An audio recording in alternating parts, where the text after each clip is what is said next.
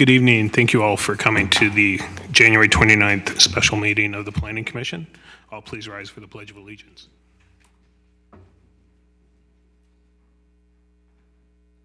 pledge allegiance to the flag of the United States of America, to the republic for which it stands, one nation, under God, indivisible, liberty and justice for all.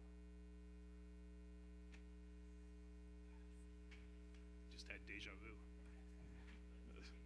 Is that what my voice really sounds like? Can we please have roll call? Yes. Commissioner Williams? Commissioner Ebenator? Commissioner Maldonado? Vice Chair Mallory? Present. Chair Etheridge? Present. Okay, we will start with item 1 on the consent calendar, which is the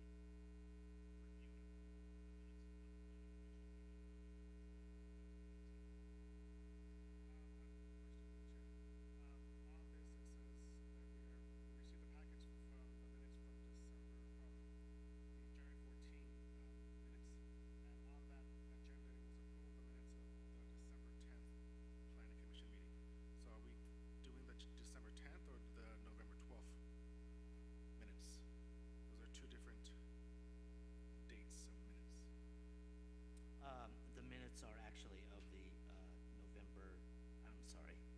December 10th meeting. What it's reflecting in the minutes is at the meeting of December the 10th, you approve the minutes of November the 12th. Okay, got it. So for clarification, for this meeting, item 1, we are approving the minutes of the Planning Commission meeting of December 10th, 2019. Correct. Okay. And these were handed out in the original materials from the originally scheduled January 14th meeting. Yes. Okay. Did anybody have any comments or questions on those December 10th minutes? I'm sorry for the confusion. I'm saying the agenda now, so I can say.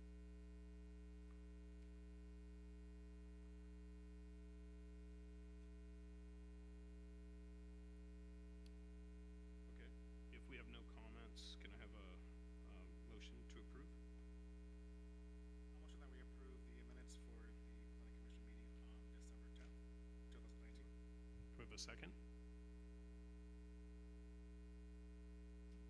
I'll second that. All in favor of approval, say aye. Not in favor?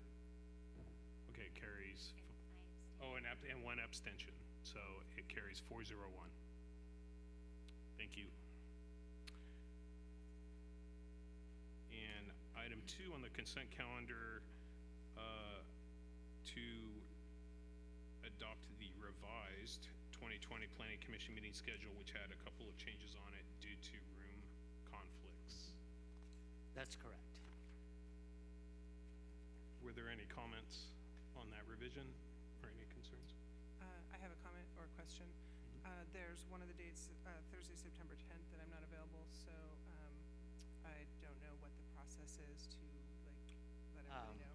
September 10th. So what I would suggest is sometime in August, you just send an email to the planning manager, just reminding them that you're off on September 10th, is it? Right. The Okay. the first meeting in September is Thursday, September 10th instead of Tuesday. So we'll make a note of it, but I think it'd be good just to send to the admin and the new planning manager in terms of, hey, remember, I'm not going to be here on Thursday, Okay. September 10th. Thank you. Okay. Can one of my fellow commissioners please make a motion to approve the revised calendar? I will move to approve the revised calendar. Second. Okay, all in favor? Aye. Aye. Any opposed? Okay, that carries 5-0.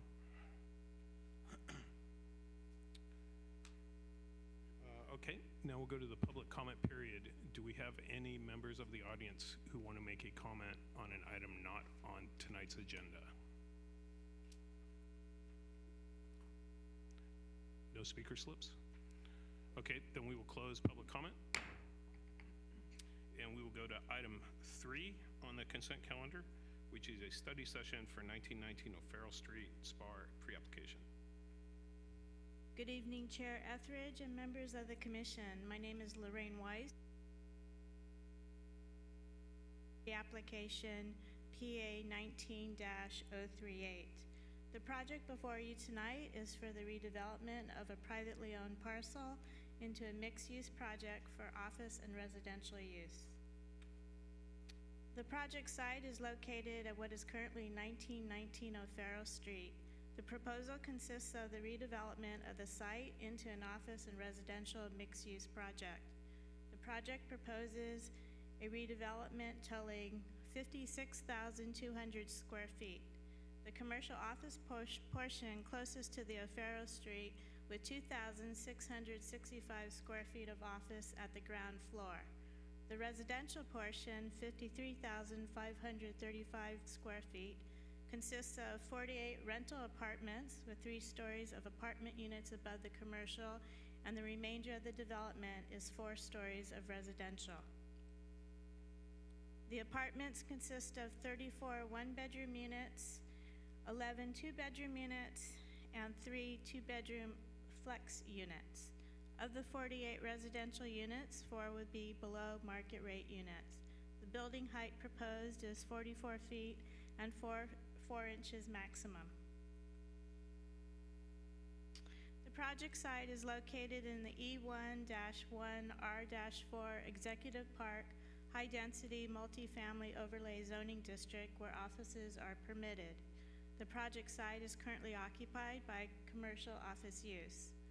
The project site is located adjacent to Highway 92, directly adjacent to the north, multifamily residential to the east, 1-story office over underground parking to the south, City Hall, and a 3-story office and 2-story parking structure to the west. The project is subject to the Housing Accountability Act. The project does qualify for the state density bonus and parking standards. The project site is allowed a density of 36 dwelling units on the 0.76 acre site. With the allowable 32.5% density bonus, the project site is actually allowed to have a density of up to 67 dwelling units per acre. The applicant is proposing a density of 48 dwelling units.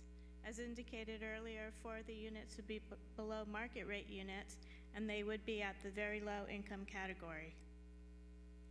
The project can use the state's reduced parking standard of 1 parking space per bedroom and 2 spaces for 2 and 3 bedroom units with no guest parking. The project is requesting a density bonus concession for the required setbacks of the southeast portion of the site. A neighborhood meeting was held on December 16th with approximately 11 people attending. The main concerns that were raised during the meeting include office component seems to crowd the project and adds required additional parking. Can it be a residential only development? Parking and traffic impacts, pedestrian improvements between the project and El Camino Real to downtown would be needed. More open space is needed for the residents. The Highway 92 crossing should have a bridge for bicyclists and pedestrians that provides access onto this site. There appears to be flooding and sewage in the area. How will water run off on the site? Noise impacts from Highway 92 and surrounding areas need to be mitigated with the project. And how does the affordable housing component of the project work? Tonight, staff would like the commission to address the following issues regarding heritage trees, site and design, and building design, and the office component. In regards to heritage tree removal, the project proposes the removal of 23 on-site trees, of which 7 redwood trees, which are protected trees, are on the west side of the site. They are heritage trees, and then 4 oak trees that are protected trees. The heritage tree ordinance indicates that the site shall make every reasonable effort to preserve heritage trees. Heritage trees shall be removed only when it can be demonstrated that the preservation of these trees would result in an unreasonable effect upon the economic enjoyment of the property. In terms of site and design, discussion topics would be the reduced setbacks, the heritage trees, the at-grade parking spaces that interrupt the sense of the entry to the building and makes pedestrian access difficult. A residential elevator location is not well suited for a multiple family residential development. Awkward stair circulation near the residential lobby. In terms of building design, facades that are visible from Highway 92 are boxy with no variation in height. Buffer landscaping with highway right-of-way offers little visual screening with no additional landscaping provided for this site edge. Additionally, many building elements seem out of scale and character with the surrounding buildings. The 4-story tall wall at the entry is out of scale and character with the surrounding buildings. The entry plaza and entry are not very pedestrian accessible or visually interesting, and commercial office use does not have any distinctiveness. Staff would also like to note that the design consultant will be conducting a design review of the project later during the formal application stage. So in summary, staff would like the commission to consider the site design and building design, including the overall site and design and architectural style and design approach, including the building entry, building facade, and relationship to the surrounding buildings. In terms of heritage tree removal, are there alternatives that should be examined to preserve the site's existing heritage trees? In terms of the office component, while a permitted use, is the office component integrated with the project design from both a site plan and building design standpoint? In terms of public comments, we have received a total of 3 letters. The letters largely included comments regarding existing traffic and parking problems, the need to add more guest parking spaces, provide traffic calming measures to O'Farrell Street and 20th Avenue. In addition to that, the density in general affects the surrounding area.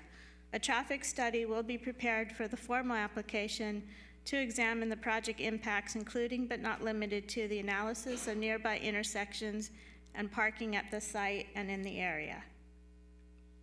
So in terms of next steps for the project, after the applicant has heard the public and has received feedback from the commission, the applicant will submit a formal application which will include environmental review, which will contain technical reports, including traffic and noise studies, a shadow study, etc.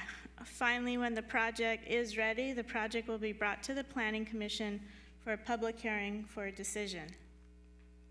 And that concludes my staff report. I'd be happy to answer any questions, and the applicant is here tonight to offer a presentation on the design of the project.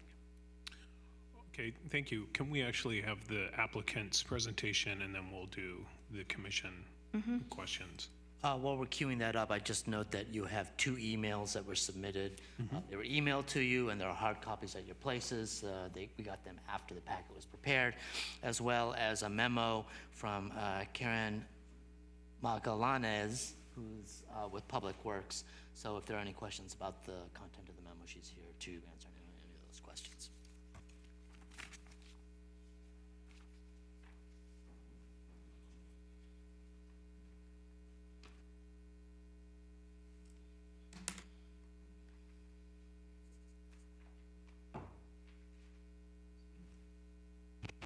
Can you guys hear me? Yes. Hi, members of the Planning Commission. My name is Rocky Shen, the architect for DNA. We're the architect on this project. Thank you for allowing us to present to you tonight. I want to first say Lorraine did a very thorough, great job of presenting all the data. And so I'll sort of quickly go through some of the data points and then spend a little bit more time on the design components of the project. Go ahead. So I think you're all familiar with where the site is. It's just down the street from here. We did this site map to just orient you where it is, and also to show in proximity what the different other uses are. There's a quick acronym that spells out steps. So there's shopping and commercial, transit, employment, park and recreation, open space areas, along with services and community. Okay. A little bit about the context. It's ideally located in a mixture of different uses where there's office adjacent, along with multifamily, not too far from downtown, some great places to eat that are walkable. The site itself, I think Lorraine's already kind of illustrated. It's a one-story office right now, bounded by 20th Street and also the 92 freeway. So a little bit about the goals of the project. We really want to accentuate the sense of community, and so we're organizing the design and the forms and unit layout essentially around shared spaces, around areas where people can gather and get to know each other. This is just a sort of an overhead shot of the project in 3 dimensions. Again, 48 units, 71 on-site parking spaces, total open space area of a little under 8,000 square feet. This is just a diagram to indicate in the solid green where the primary open space is, and then in the green dots where landscaping is planned. Circulation diagram indicating pedestrian flow, bicycle circulation, as well as vehicular. This is our landscape site plan, just illustrating the ground plane and the first floor level of how the building layout works. This is the first floor plan. We've got indicated in different hatching where private open space balconies are located. In this diagram, you'll see that the commercial office component with north pointing up is on the north, kind of the northwest corner. There's a vehicular entry drive access that starts at the bulb of the cul-de-sac, and which is sort of on the east side of it, going down and into an underground parking structure.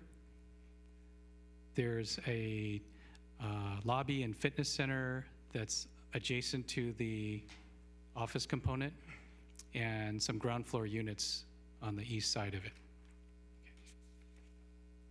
Moving up to the second floor, we have units essentially all along the second floor, and then you can see a little bit of the office footprint down on the left side, or the west side of the project, that little curvature with the angle.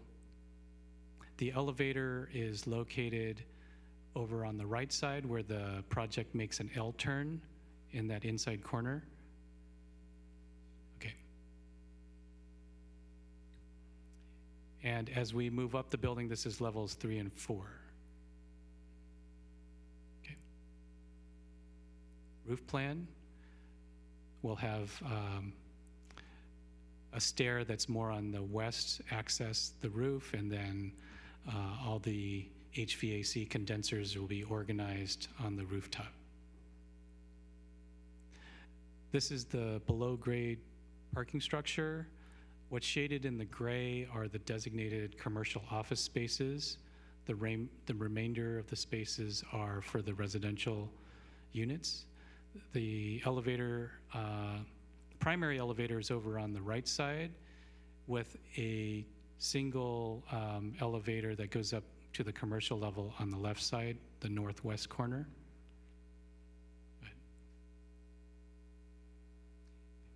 These are the west and south elevations. So the west elevation would face the commercial office that's adjacent to it to the west. And then the south elevation would face the single-story office building that's existing to its south. these are the west and, I'm sorry, the elevation on the bottom should be called the north elevation. So that would be facing Highway 92, whereas and then, apologize again, the upper elevation should be the east elevation, which faces the newer multifamily project to the east. The massing and the architecture are different on the east and the north, and the apertures of the windows and along with the balconies are different to respond to the noise of the traffic along Highway 92. So we'll have solid balconies and more small apertures on this side, whereas the prior two elevations, the west and the south, will have larger amounts of glazing with more transparent balconies. Okay. This is our color and materials palette. We're using a combination of plaster, siding, metal, and glazing.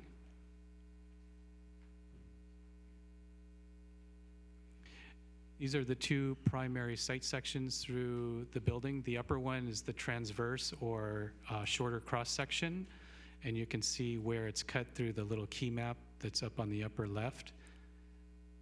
So it cuts through the elevator, and you can see the 4 stories above grade and the 1 level of parking garage below grade. Similarly, on the longer longitudinal section down below, it cuts through the commercial office component on the west side, down at the first floor on the bottom left. And then you see the fitness next to it, and then the 4 stories of units. Go ahead. The next series of slides are 3-dimensional views, kind of giving a better idea of how the forms and the surfaces work. So these two, I don't know if you can see the little key indicators on the key map on the upper left. It shows perspective views from looking from the cul-de-sac and then also from the south. We kind of took our design cues from looking at the colors of the surrounding terrain and sunsets of the area being at this latitude. So taking cues from those accent colors and also neutral colors and composing a palette based upon those colors and textures. Next slide. Looking at the facade along the highway, we wanted to respond differently to not only the traffic and noise along Highway 92, but also someone who looks at this building is traveling at a different speed and looking at the building from a different vantage point. And so the architecture responds differently to a person who's moving at a higher speed and at a different rate. The next few slides are closer into some of the open space areas. This is the primary gathering spot, which is the southern courtyard. It has a combination of more formal and intimate seating areas along with some landscaped areas. And then these are a couple of views that are taken more from the elevator entry vantage point.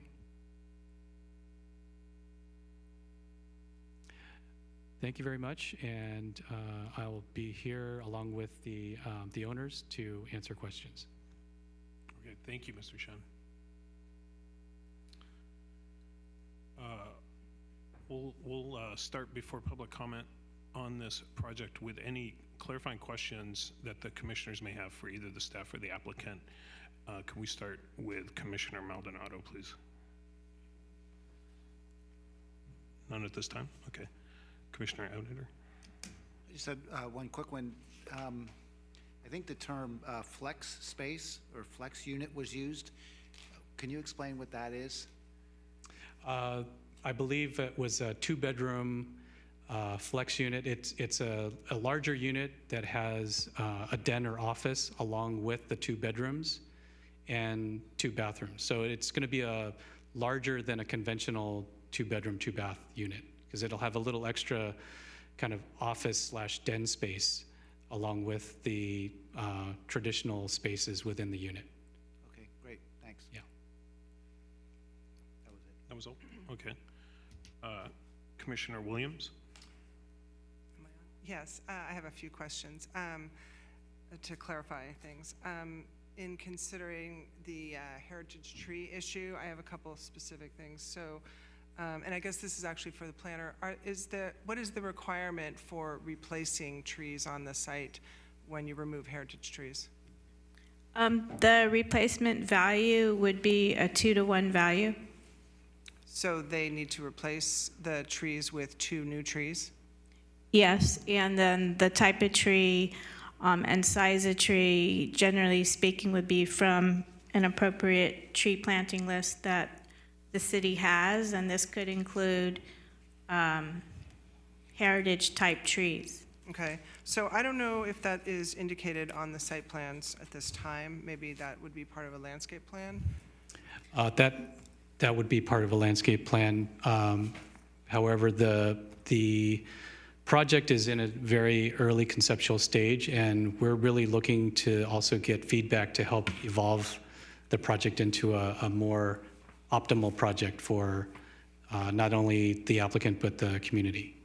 Okay, so a couple other questions about the trees then. So it says there's oak trees that are being removed. Are those in the same area as the redwood trees? I saw some when I went by the site.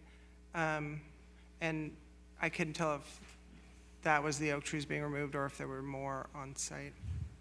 I believe the oak trees are on the eastern side of the property, close to the eastern boundary. Okay. So in the statement of things to consider regarding heritage trees, there was a comment about, that they are not to be removed unless it was deemed to be, I think, like economically unfeasible to develop the site or something. So is there some specific, and I guess still this is for the planner, I guess, is there a specific metric that's used for that? There's not a specific metric that's used for that. I think that's one of the findings that would need to be made by the Planning Commission. If we were to retain the trees, what does that do in terms of the parking, the setbacks that can be provided? So there isn't a mathematical formula that please give us a pro forma and we'll measure it and we'll see what the residual land value is and what could do that calculation. So there are a number of factors that I think, regardless of which way the Planning Commission may ultimately go, the staff would be obligated to provide you with some sort of findings of fact. And just to back up to your question about heritage trees, what happens is, whether it's a heritage tree or any other type of measured vegetation, which does not meet the definition of a heritage tree, there's a formula and it's converted into a landscape unit. So obviously heritage trees have more landscape unit than major vegetation. So what is done then is the landscape unit value of the replacement landscaping is calculated. So those two things should be equal. In some cases, it's not possible to that densely plant a site, so you can't fit in all the landscape units. So at that point, they would pay an in lieu fee. I can't remember exactly what that fee is per landscape unit. Okay. Now, that's the mathematical calculation. The question with the commission ultimately is, okay, irrespective of those calculations, can I make the finding with respect to the removal of the heritage trees? Okay, thank you. That's helpful. I have one last question for clarification purposes, and that's that there is an elevator, I know, on the kind of the west side, and it looks, seems that it only goes one floor from the garage, I think you said, to the, to the first floor. So is there anything required above that, like in terms of the shaft or anything? Because it looks like there's no space above that for, I don't know, machinery or elevator. For the elevator Yeah. overhead? Yeah, the elevator overhead. Yeah, we'd use an elevator system that didn't require the clearance that's Okay. required. Okay, that's all I have. I think Before we go to Vice Chair Mallory's comments and questions, can I just ask one, just on Commissioner Williams' questions about the heritage trees? How tall, do we know roughly how tall those trees are? Just, because I'm just trying to think about it in the context of, because these site plans here contemplate them removed. I'm just trying to think how they would look. There were some It looks like the photos. trees that are here on this site plan that's up on the screen are probably around 20 feet tall. There are some that are in the mid 30 feet range, 35 feet. Okay, so taller than maybe 10 feet than this, okay.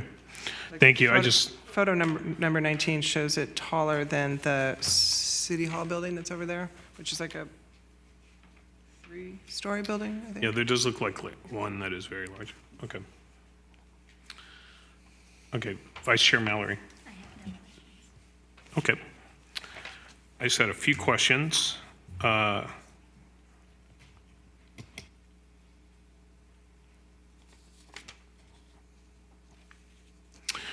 question for staff. With regards to the bicycle master plan, there was some mention in the materials that the West 20th Avenue is a suggested bikeway facility. And then further, we got the memorandum from Ms. Magallanes about a conceptual study location for 92 Crossing, which, as I understand, is related to the bicycle master plan. Can we look on, if we look on Mr. Shen's presentation and go to page 8, do we know on the conceptual plan, it was page 8 of on the conceptual plan, where would that crossing connect with the property? Just trying to think about it.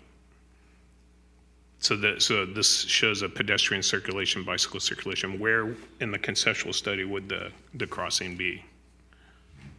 Or do we know?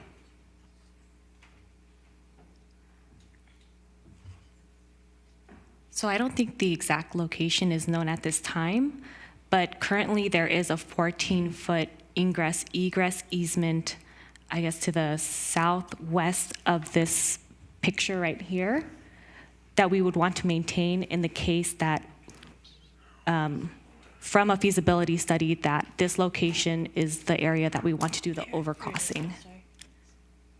So, If you go to a few slides subsequent to this, you'll see where that easement location is. Actually, I believe on the very west, the building, the office component is 14 feet away from the property line to the west.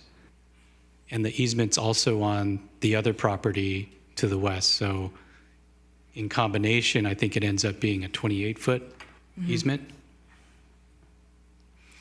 So that might be contemplated as the area yes, of a yes. possible conceptual crossing. Right. Okay. Right, especially since there are existing easements already in that location. But with regards to that area, isn't that also the area where the redwood trees are currently? The redwood trees are, if you can imagine them kind of lined up in the north-south orientation along where the western edge of the office piece is. So it's just on the eastern edge of that 14-foot easement. Okay. So right along where the actual building is? Yes. Okay.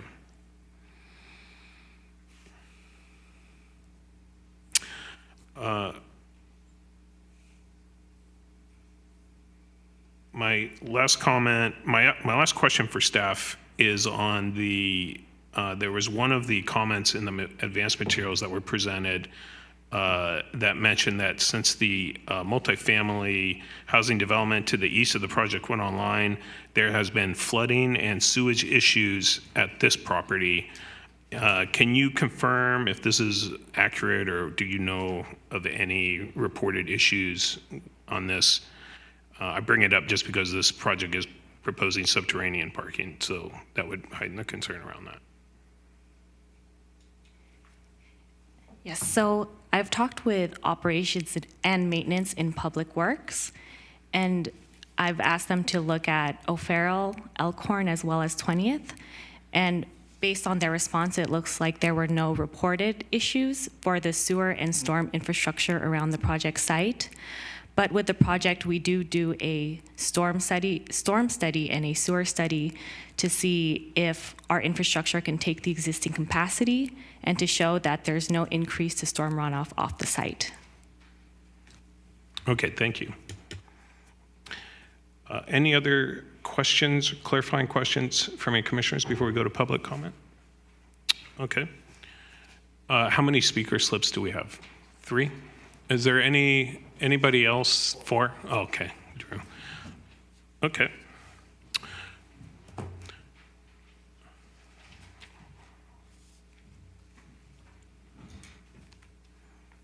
We'll go ahead. Yep. Ray Acevedo.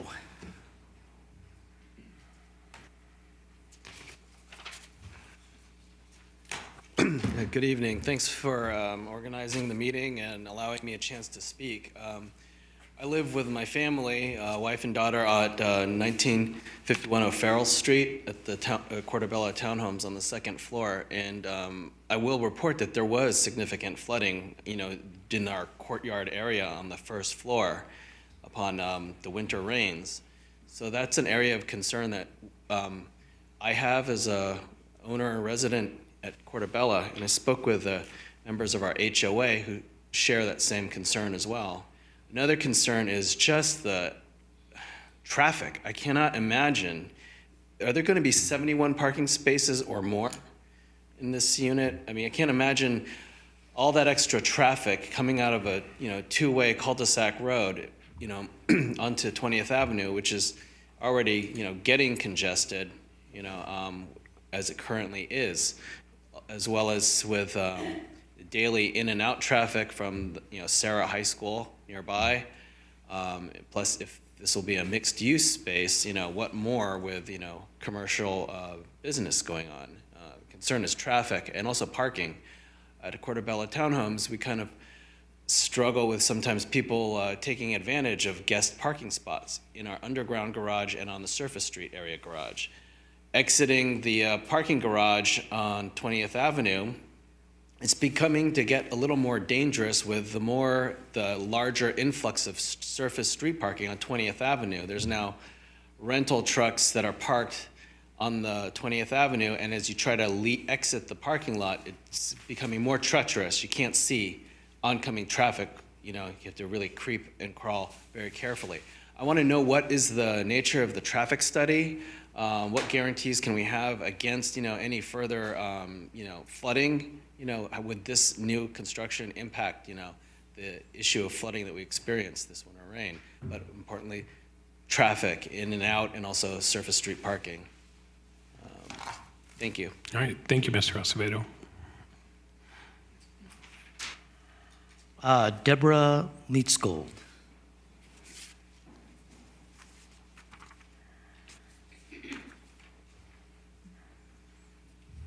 Good evening. My husband owns a property on Isabel, and just around the corner here.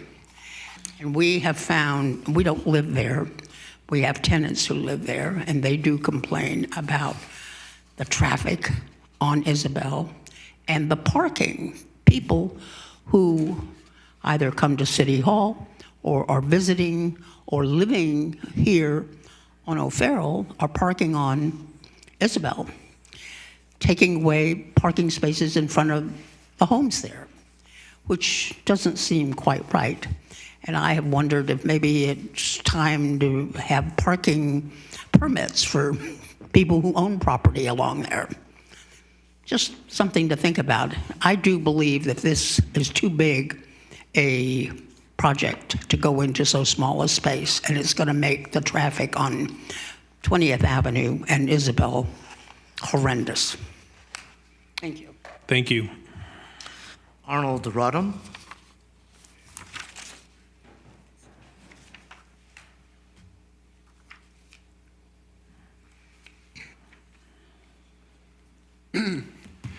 Good evening, Commissioners.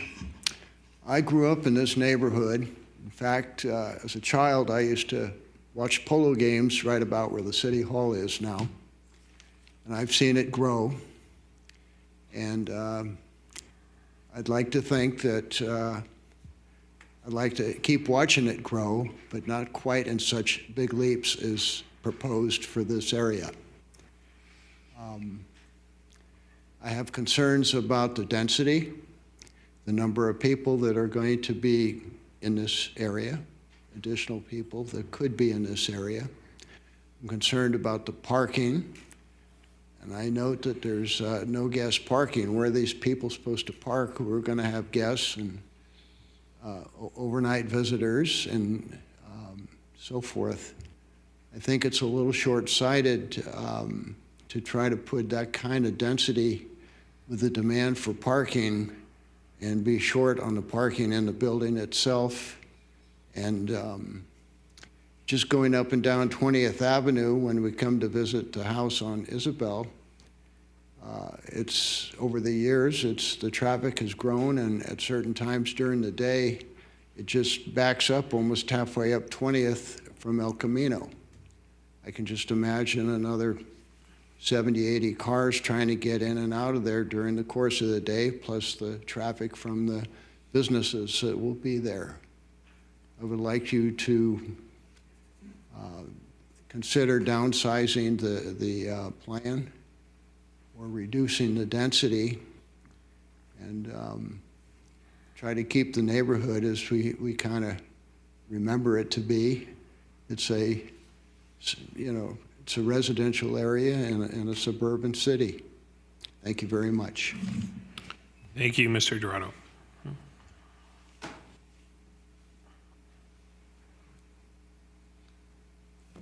Oh, I'm sorry. Drew.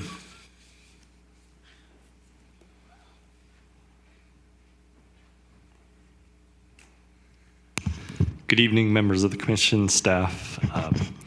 So first off, I would just want to say I strongly support the city's letter about the bike ped, I call it multi-use path, coming through from 92 into O'Farrell. This is the right spot in this zone versus taking out a house and trying to buy out a house in the neighborhood just to the west of us and trying to do that. This is the spot we should save, even if it takes 20, 30 years for it to happen. So very much support that.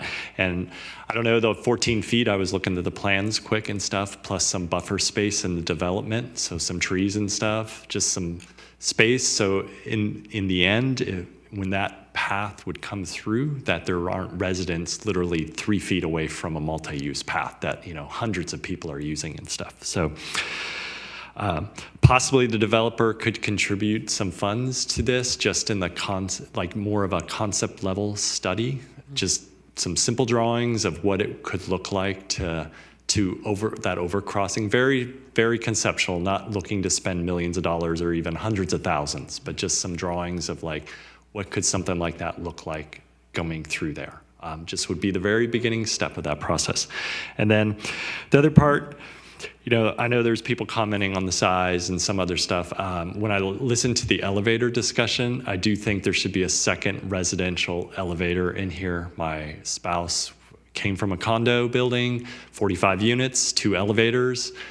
Inevitably, one elevator is down from time to time in the building, or just recently went through major renovation where the elevator was out for weeks while they replaced the cylinder and all this stuff. I just think for ADA reasons and all these reasons, there should definitely be 2 residential elevators in something like this, not just one and stuff. So, yep, thank you. All right, thank you, Drew. Does anybody else wish to speak? You can fill out the slip after. Anybody else? Okay, we'll close public comment.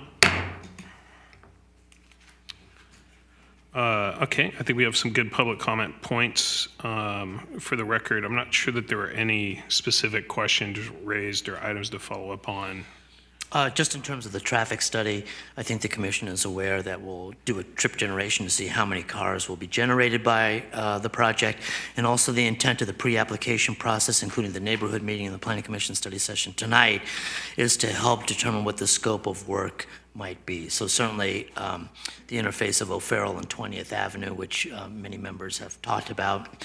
I will say, though, that while we will be looking at a cumulative basis, I am not sure to what degree we are going to be able to address existing issues by this project. Certainly, this project would need to net out to no impact, but similar to other cases that you might be aware of, if there is an issue, if this project is not contributing to that particular impact, it may not be possible to go ahead and retroactively require this project to do it.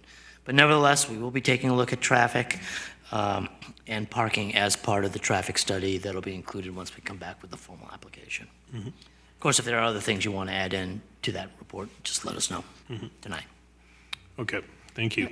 There were a couple comments about density, and so I thought I would explain the state density bonus law. That's a state law that requires cities to allow for increased density when a certain percentage of the housing will be affordable. And this project has met that threshold, and so per the state law, the city is obligated to give the additional density. Thank you for clarifying that. Okay, we'll go to final comments from the commissioners on this study session, and we'll start with Commissioner Maldonado. I do have a question. Can I ask a question to the applicant? Sure. To the applicant. Understanding that a lot of the issues raised were the creation of the business or the commercial section. Is the applicant or the owner willing to just do 100% residential?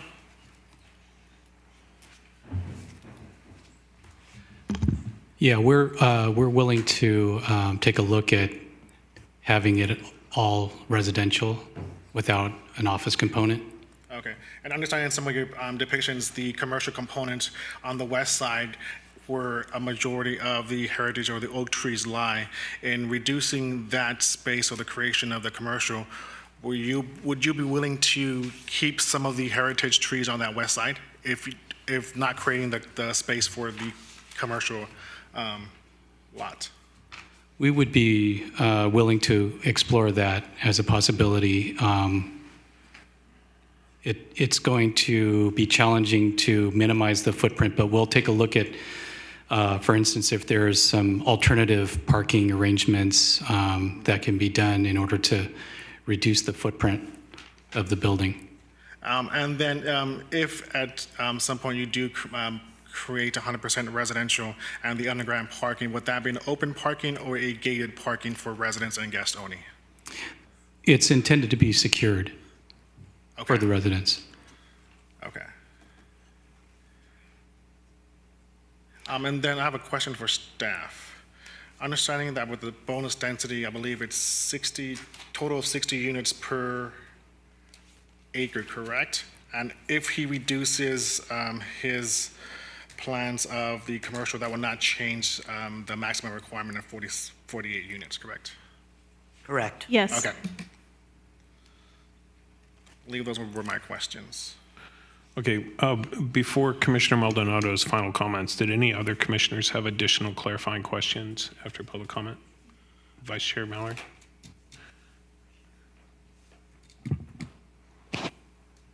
So with this up on the screen, could you help me understand where the easement is that's being considered for the, do we have a pointer? Yes. That would be the easement. Yes, that's the 14-foot ingress. Okay, and the heritage trees are within that easement, or they are outside of the easement? The applicant said they're in it. I think they're right on the line of the easement on the outer east edge of the easement. Right, I got that. I got when you said that, but, whoops. And I would note that right now, in terms of the designation, it's very conceptual, so once it gets down to actually being designed, there'll be a specific design and exactly where it's going to go. So certainly those trees are in close proximity to the easement. Exactly what that does, I think, would occur as part of the design development of the project.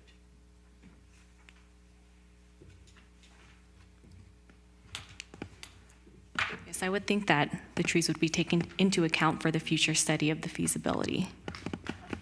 All right, thank you. Through the chair, I do have one question for Public Works. I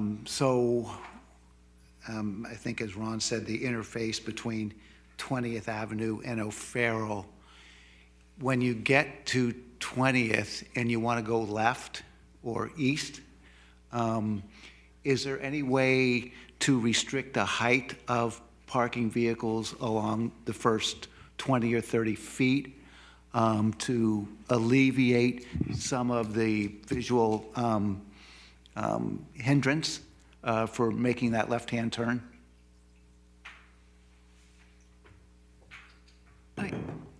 I've noticed that that area is striped red, and so I think those vehicles are parked there unlawfully, and so it might be a matter of stepping up code enforcement. Okay, so it's already red. That's my recollection. Okay. Great. That was it for staff. Thanks. Okay. Ms. Weiss, if you could put up the summary of the matters for the commissioners to give feedback on. And again, we'll go back to final comments, and we'll start with Commissioner Maldonado.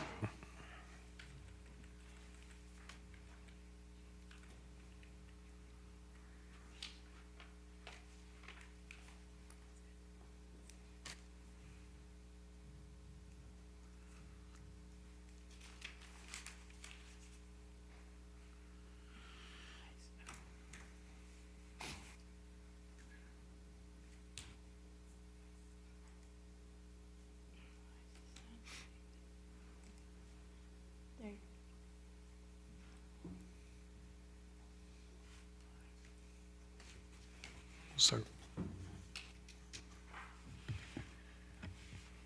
I'm going to take 2 and 3 together because they correspond with each other. I would anticipate, or I would ask the applicant or the owner, in looking to, if they're willing to create a 100% residential area for this application. By removing the actual office space creates more, I believe, we can use the commercial parking that's underground as guest parking for individuals who are coming to visit families in that area. That would also help eliminate removal of some of the heritage trees on that west side of the proposal as well, without taking into account that even if you change your site designs and we keep some of the heritage trees, they might have to be removed because of the bike bridge or pathway on that side. As for site design, I would, if driving off 101, off 92 westbound and eastbound, I would prefer to have some vegetation on that side, on that strip. It will help with some of the noise of all the vehicles crossing on 92, and it also gives a better visibility and a better overlook for individuals without having to look out the window and just seeing a plain crossway or expressway, and they'll have more vegetation. I would like to, if you can incorporate more open spaces in your actual design by removing some of the commercial property, doing more outside spacing, doing more of a, these are 2 bedrooms, so there's a likelihood that there will be families, so more open spaces, more integration of more natural elements there on the property itself. I look forward to looking at the traffic study because I do know that adding additional 48 units in a very condensed area is going to be very problematic. And I do encourage staff to be as thorough as possible in those trip counts for the next phase of the application.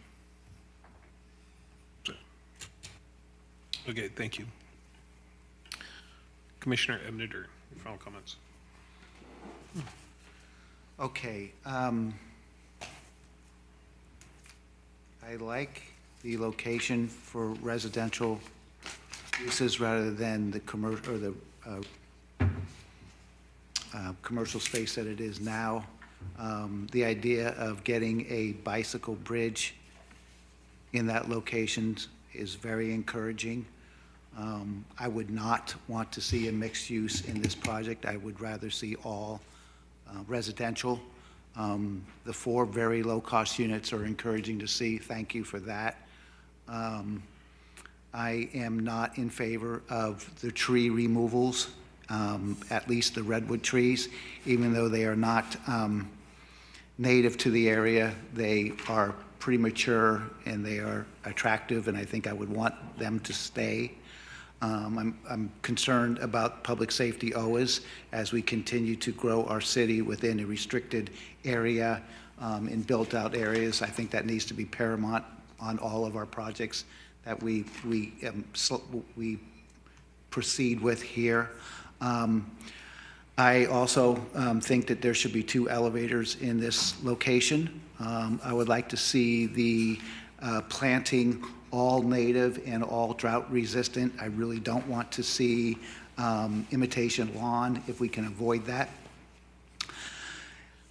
I greatly appreciate the presentation tonight also, your thought process on how and why you designed this building and what materials you chose are clearer now than the documents had relayed to me.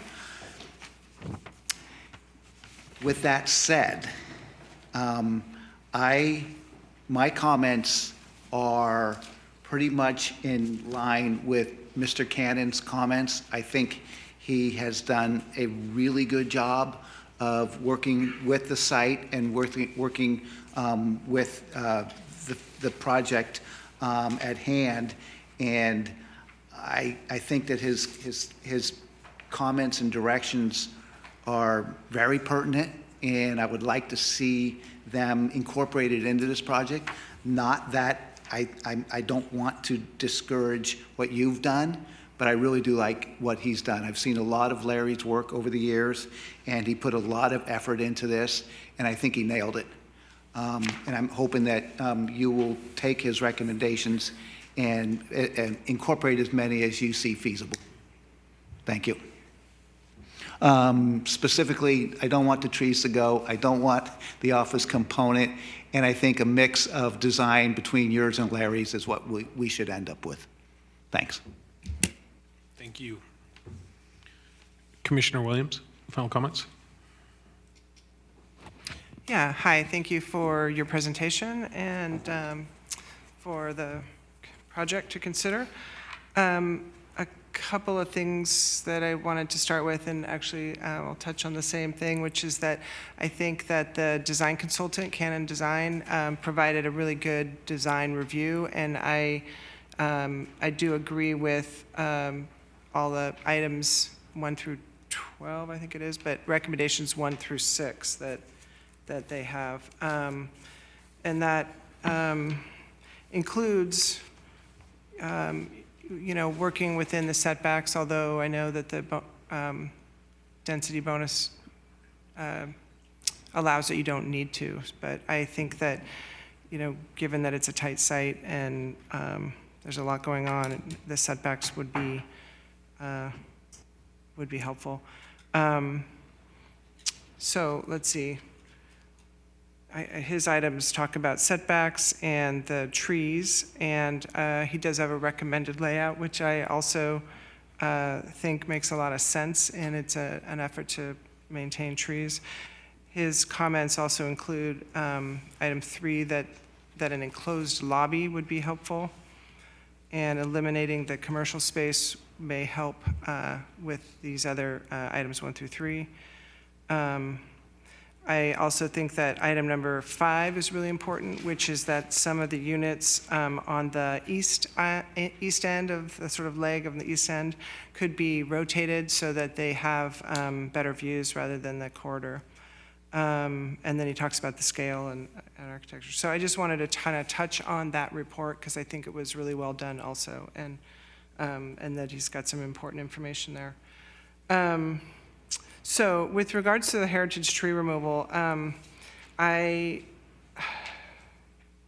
feel like they're not in a place that's typically difficult to work around. They're not in the middle of the site. They're not,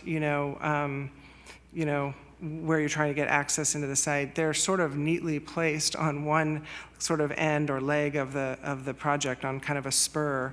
And they are near where this potential bike overcrossing might be, but that could be, some years down the road. And some of them aren't even in that easement at all. Some of them are off the easement. So I think it's worth the effort to try to save them and, to try to reproduce that landscape unit, I think you were calling it, with this extent of heritage trees is a big challenge as well. So I would really like to see you try to work with them. I couldn't tell exactly where the oak trees were, but anyway, it was mostly the ones on that spur on the west side, I think, that were more important to the site than the other ones. Let's see.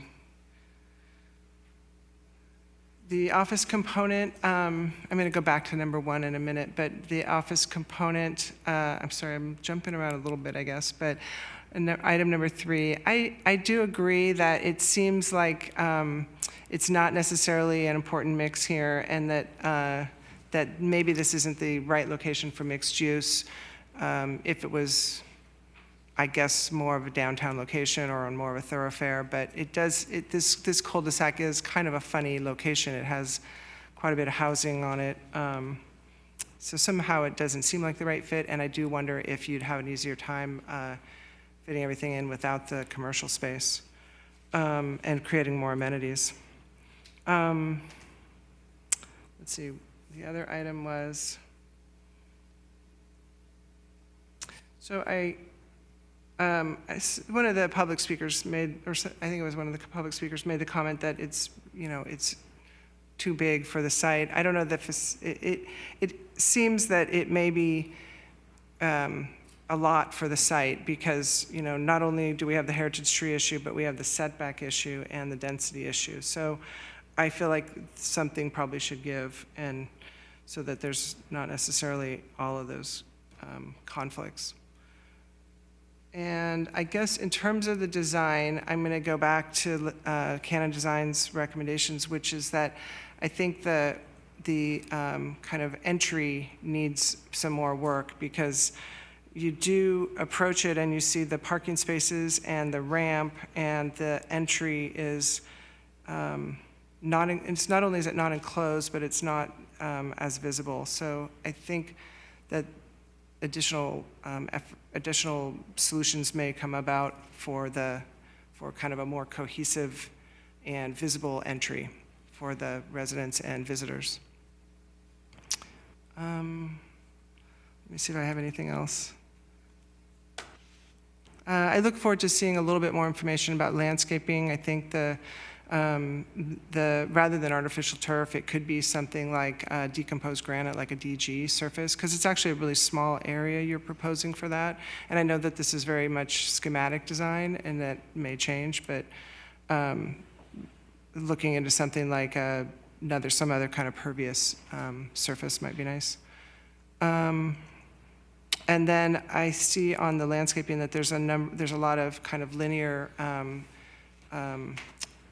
planting boxes, which are appropriate as dividing elements, but they could be a little bit lower. They're noted as 36 inches high, and maybe then some places are appropriate for screening and privacy, but other places they could be utilized for, perhaps seating, or a little bit, lower would show more landscaping. So I think that's all I have for now. Thank you. Thank you, Commissioner Williams. Vice Chair Mallory, final comments. Well, I am in big agreement with my fellow commissioners' comments, so I will touch very briefly on my particular thoughts. Thank you for the presentation. It's very helpful to hear everything real time to go along with the drawings and things like that. I think that as a location, it's a very challenging lot. So I admire that you got structures onto that lot. And as such, I think it does have a good location for residential. And the audience had spoke about the crowding and the traffic, and I completely understand that. It's a huge concern for me as well.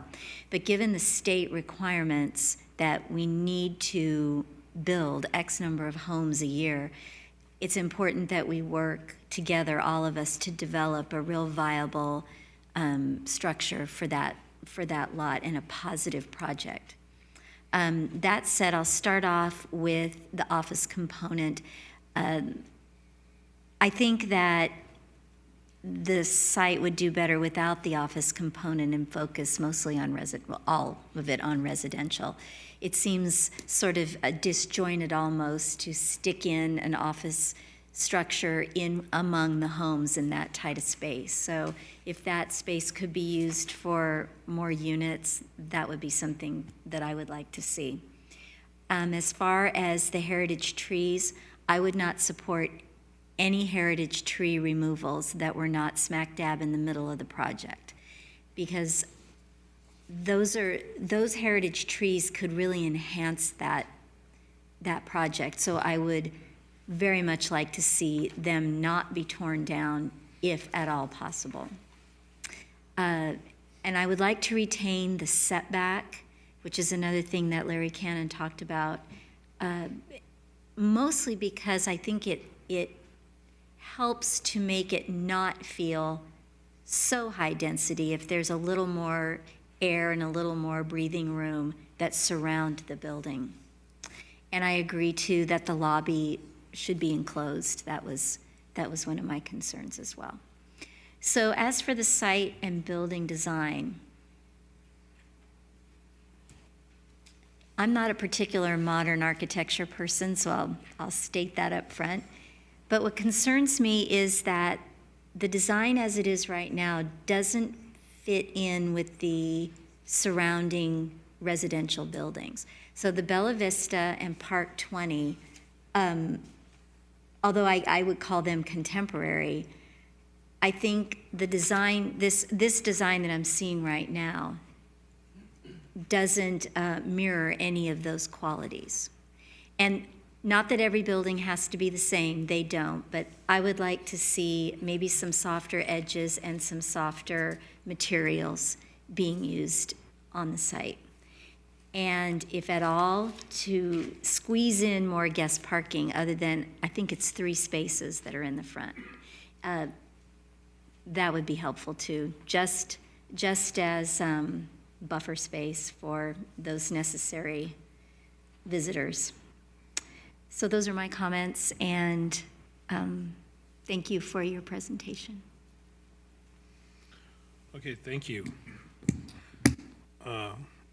Okay, so thank you, Ms. Weiss and Mr. Shen, for the presentation. Actually, I thought the presentation was very well done and polished, so thank you for the time and the information that was shared there. With regard to the items asking for feedback, I agree with my other commissioners that the comments from the Candidate Design Group were pretty meaningful. And so I would advocate for, for final application to have some responsive changes to many of those suggestions. A couple that I specifically would like to highlight. Right now, you have the proposed narrow setback on 3 sides and not saving the redwood trees. I think if like my fellow commissioners, I think if we could, figure out a way to design and retain the heritage trees, I think that there could be a more favorable view on accommodating variances to setback requirements. Just as Vice Chair Mallory mentioned, the 3 on-street parking spaces, there is quite a bit of concern in the neighborhood that they have shared both in writing and in person on the parking disruption and impacts to them. If there's, again, with such a narrow cul-de-sac and with such a high number of residences utilizing it, I think it would be helpful to look at different approaches to guest parking accommodation, and perhaps also at the same time softening that pedestrian access, the area that's fronting the circle, the O'Farrell cul-de-sac there, to make it more appealing.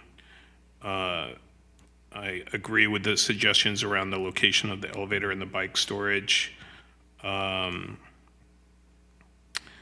It was hard, my sense was that, again, it is a dense project, a little bit out of scale with the surrounding buildings, but recognizing that this property is deserving of the density bonus given the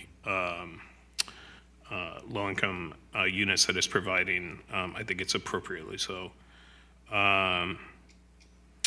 I also share the comment, I would have a bias towards this being all residential, not having an office component, but I recognize there's an economic balance there that as a developer you need to think about there. So I just share that as a bias. On the design itself, I like the modern style. And I actually really like the color palette that you shared and that Mr. Shen shared some background on the inspiration behind it.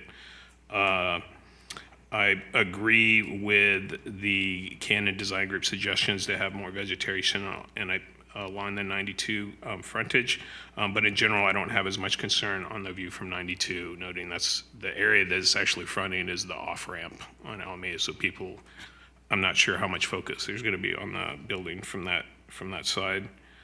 I also liked again, notwithstanding what potential revisions might be to the project, whether it retains office component or not, but I actually liked the curvature portion of the office. I thought that was very consistent with the modern design, and I appreciated it.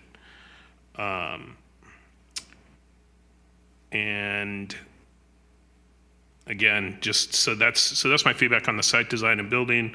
On the heritage tree removal, like my fellow commissioners, I'm not supportive of removing almost 50% of the existing on-site heritage trees. So hopefully there's some consideration around accommodation of those. That would be the hope. And again, just along with my fellow commissioners, and it seemed that staff expressed a point of view as well in the materials that an office component would not be preferred as part of the final design. So those are my comments. Thank you. Okay, so as staff understands it, there's some basic general consensus about an all-residential project certainly being preferable over one with mixed use and office. That may provide opportunities for preservation of a greater degree of the heritage trees on site, and also in terms of the site design and building design, without getting into the specific style, some of the recommendations in terms of the canon review should be used as a guide in the revised submittal that will then go through the formal application process. We will be doing a traffic study. The one thing I would note, though, as a density bonus project, this project can take advantage of statewide density bonus parking, or excuse me, statewide parking standards, and those parking standards do not include any guest parking, but certainly we'll explore the options for guest parking as part of the redesign of the project with the applicant.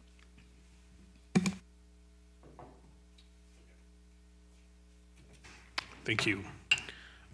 If we could take just a short break while we... Okay, so let's take just like a 3-minute break, and then we will move on to the next agenda item. Thank you.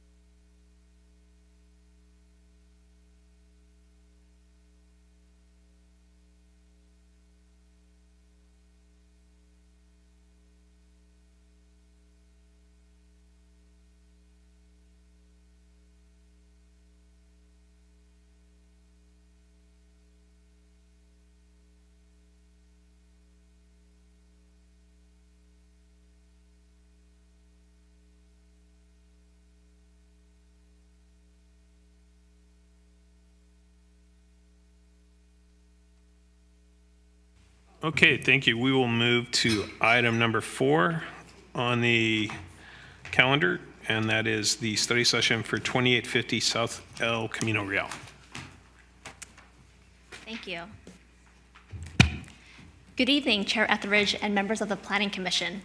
My name is Wendy Lau, Associate Planner and Staff Planner for Pre-Application PA 19021.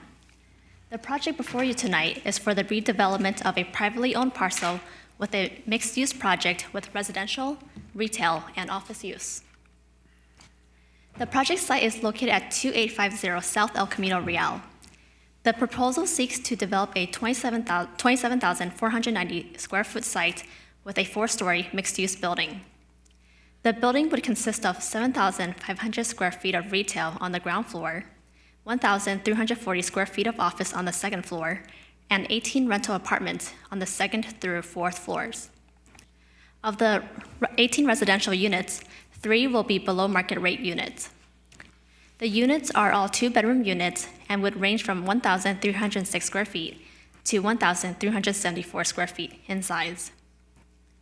The 4-story building would result in a total of 50,091 gross square feet.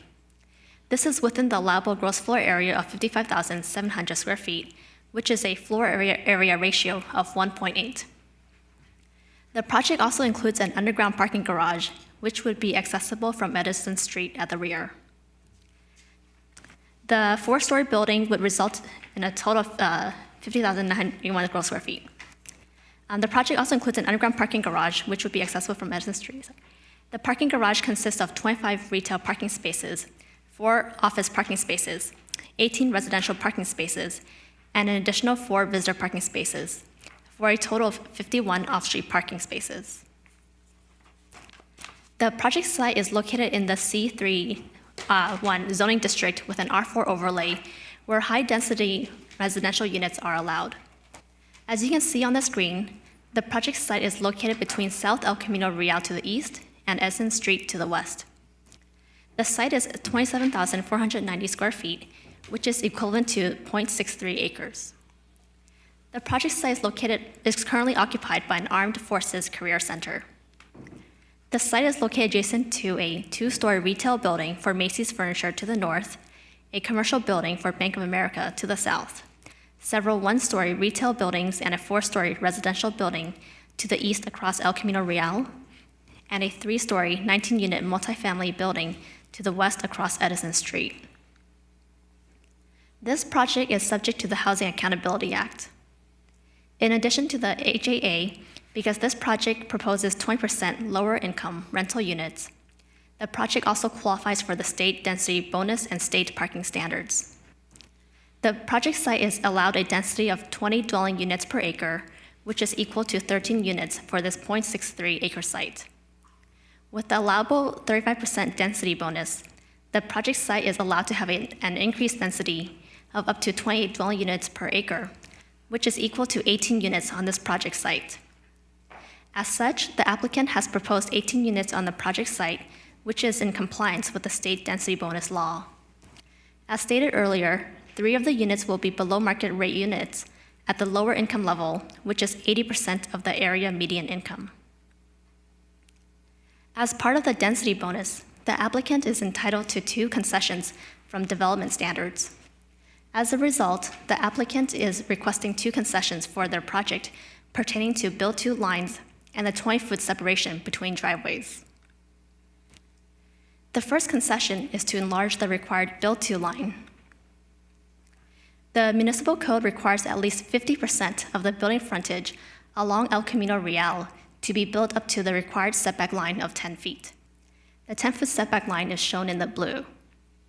However, the project proposes to provide a larger front yard setback of 14 feet 9.5 inches, as shown in the red, due to site constraints including a steep change in grade elevation.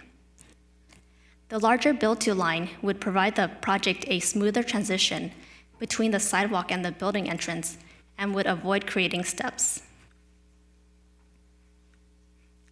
The second waiver requested by the applicant is to provide an approximately 2-foot separation between the 2 driveways rather than 20 feet as required by the municipal code. As you can see on the map, the lot is narrow and is 69.57 feet wide. The narrow lot would accommodate a 22-foot wide driveway for the fire lane to the north and a 24-foot wide driveway ramp to the underground garage to the south. These requested concessions allow flexibility and relief from various code provisions to allow the below-market rate units to be set at affordable levels. One important element about this project concerns the building height, which is 48 feet. This project is located within the city's South El Camino Real area, which is the area of El Camino Real between State Route 92 to the north and Belmont to the south. The general plan allows projects in this area to have a height past 40 feet and up to a maximum of 55 feet if approved by the City Council, and which meet the following 5 findings, as you can see on the screen. The 5 findings concern public amenities and public improvements, high-quality building design, compatibility with neighborhood building heights and land uses, and adequate infrastructure. The city's Mid and South El Camino Real 40 to 55-foot building height design criteria provides information regarding the building design expectations in order to exceed the 40-foot building height.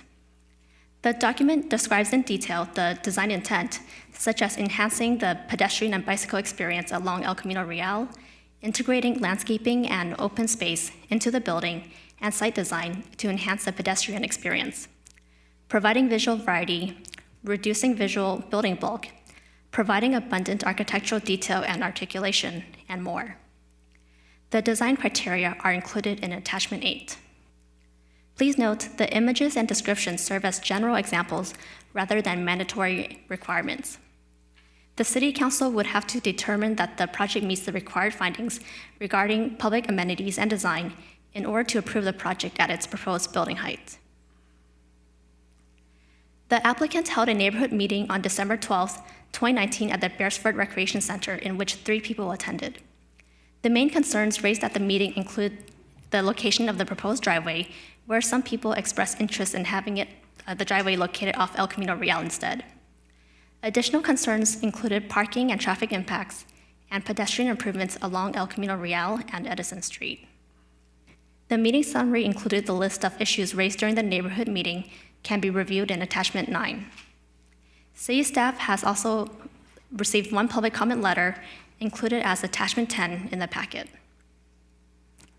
Tonight, staff would like the Commission to address the following issues regarding building height and building design to allow the proposed building height. The first discussion topic concerns building height. Staff would like to gather input regarding the evaluation of whether the criteria to allow a 48-foot building height are satisfied.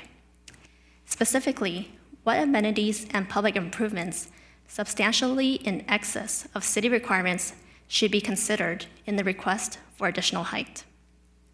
While the project does propose to underground the parking spaces and provides some seating along some landscaped areas, these do not appear to be in excess of city requirements.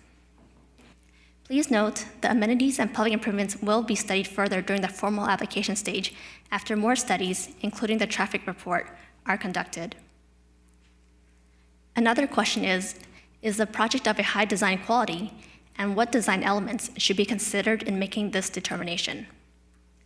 The proposed 4-story building provides stepbacks along the Edison Street frontage, but not along El Camino Real nor the sides, which the design criteria suggests. A step back would help to reduce the appearance of the building mass. In addition, staff encourages a larger variety of siding materials and articulation to provide visual interest and to help reduce the visual bulk.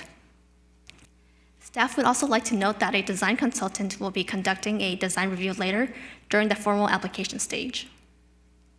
Another question is, will the proposed building height be visually compatible with the surrounding building heights and be visually compatible with the surrounding land uses?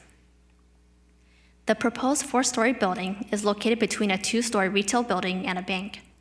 A 4-story multifamily dwelling is located across El Camino Real to the east, and a 4-story 19-unit multifamily dwelling is located across Edison Street to the west. The second question is if there are any comments on the El Camino Real and Edison Street elevations. Staff wanted to explain the next steps for this project. After tonight's meeting, The applicant may revise the plans based upon the Planning Commission and public comment feedback. Afterwards, the applicant will submit a formal application. The formal application will include an environmental review, which contains technical reports such as traffic studies.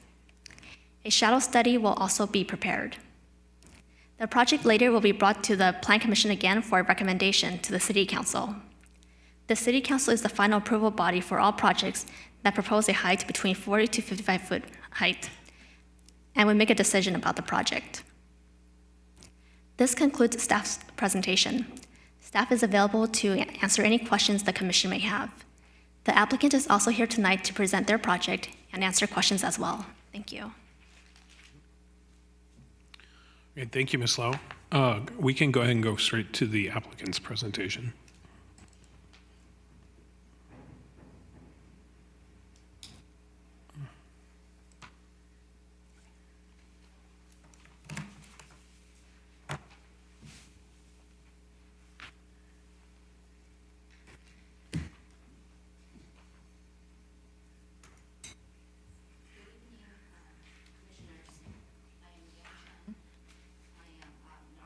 YC+D Architecture. Thank you very much for the opportunity to present our project to you and the public for your feedback. And we look forward to your comments so that we may improve our project so that it's consistent with the vision the city has for this neighborhood. So let's get right into the design. First of all, some of the project data, Wendy did a great job of just giving you an overview, a very detailed overview of our design. So I'll go through these very quickly. Our project is a mixed-use 4-story building, 4 stories above grade and with underground parking garage, 1-level underground parking garage. The program that we're including in our project includes retail at the first floor, office space at the second floor. It's a small office space that will be utilized as the leasing office for the apartment complex. And then on the 2nd through 4th floors, we have apartment units. We are proposing a total of 18 units, and they will all be 2-bedroom apartment units. And 3, as Wendy has mentioned before, 3 units will be designated as low-income rental units. Parking-wise, we are required to provide 51 spots, and so we are meeting the requirements. For residential, because we're pursuing the density bonus request, we are allowed to provide 0.5 spaces per bedroom unit, and because of our bedroom count, we are required to provide 18, and that's what we will provide. Additionally, we're providing 4 spaces for guests, 4 spaces for office, and 25 for retail. And again, all these parking spots will be underground. Our project site is within half a mile of a transit hub. It's within a really short walking distance from the Hillsdale Caltrain station, and it is also on the local bus route.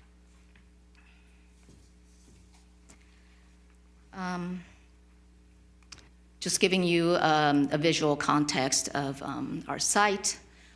This is above, you see the view of the site from El Camino Real. And currently on the site, there is a 2-story commercial building that's occupied by the Armed Forces Recruitment Center. And on the 2 ends, towards the south, we have the Bank of America building, and south of that is the Wells Fargo building, and then beyond that, very importantly, is the Hillsdale Shopping Center. And then to the north is the, oh shoot, something happened, sorry. To the north is the Macy's Furniture Gallery store. north of that is the gas station. Right across the street from our site, as you can see, there are a variety of scales of buildings. There are the one-story commercial sort of retail buildings, and then the four-story apartment complex. On the Edison Avenue side, again, the top view is looking into our site. As you can see, most of the site, the current site, is occupied by surface parking. And then on the opposite side, on Edison Avenue, we have residential complexes ranging from the one-story to directly across is a three-story apartment complex.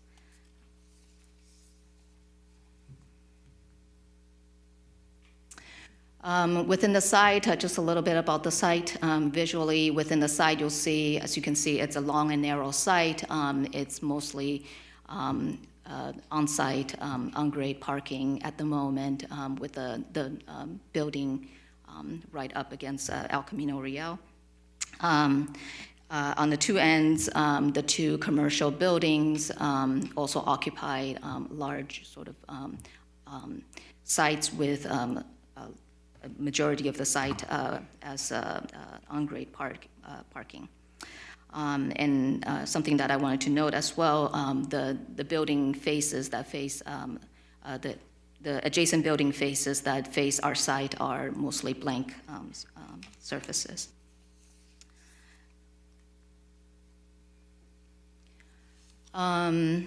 More site context, just a scale of the existing building, and then you can see there's a driveway, a one-way driveway coming in from El Camino Real side. On the west side, along Edison Street, currently there is a vehicular access for two-way traffic onto the site.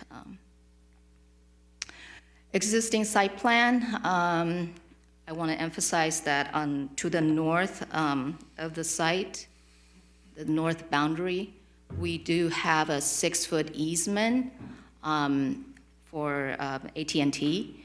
And that does pose some challenges to the site, as it's a long and narrow site. Again, it's 400 feet long, and then just a bit shy of 70 feet wide. So not a whole lot of street frontage on either the El Camino side or the Edison side.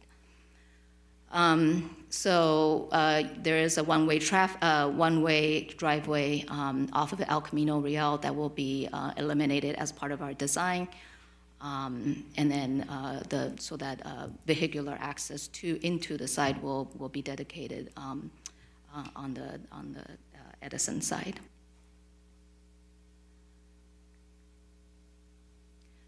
Our proposed site plan. So as you can see here, our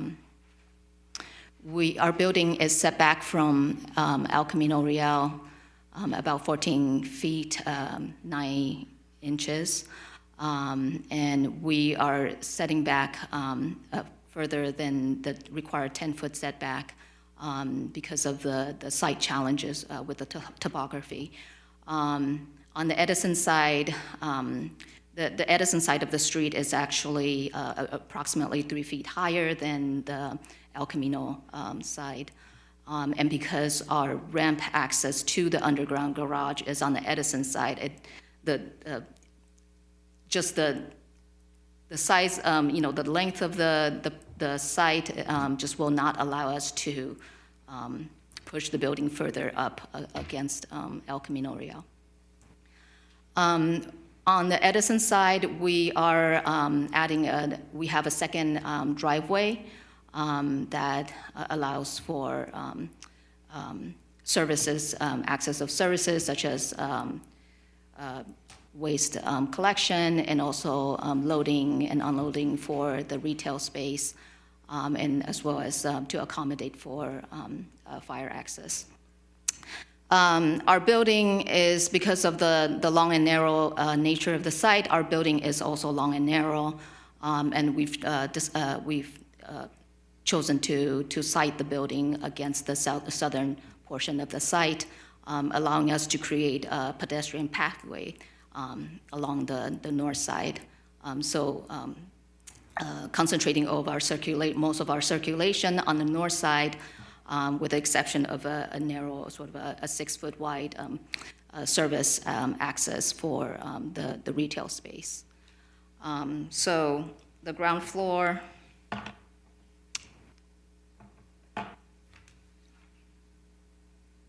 This is the retail space. We have an aluminum storefront along the El Camino Real frontage, and then all along the north side of the building. And one of the reasons why we located this pedestrian pathway towards the north of the retail component was to essentially elongate or expand the frontage, the storefront frontage for this retail space, allowing the building to sit further back. And as you're driving down, El Camino Real, that you're able to have a visual connection to further down into the site, as opposed to just a very narrow strip of frontage on El Camino side. Moving on, this is our proposed site, landscape site plan.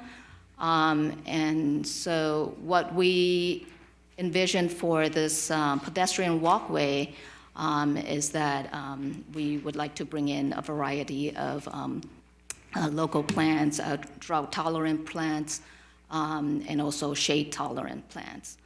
We recognize that this is a pathway along the north side and will have the building cast shadow on it.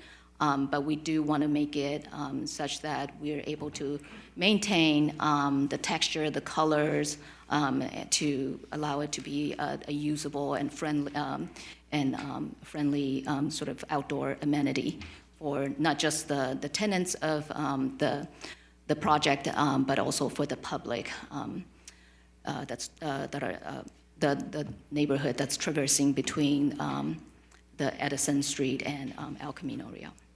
So again, a variety of paving, in texture, colors, and then seating amenities in this walkway. Floor plans, quickly going over the underground garage. There is a portion of the underground garage that is secured for residences. And then a portion of the parking garage that's dedicated to retail parking and public parking, and also our guest parking. There were some suggestions from our neighborhood meeting that perhaps some of the retail parking could be available for use after hours by the residences, or their sort of overflow parking for their guests, and also residences that residents that might have additional cars. So allowing them to park during off hours. For security, we are proposing a gate at the entrance of the retail parking area, and that will be closed during off hours. Quickly running through the floor plans, levels 2 and 3. On levels 2 and 3 have very similar layouts. In fact, all the apartment units are the same, and they stacked up above each other. On the second floor, we have our office unit, which creates a volume that juts out beyond the sort of the residential plane. And then on the third level, right above the office area, is a roof terrace that's accessible to the residents, and will serve as an additional outdoor amenity to the residents.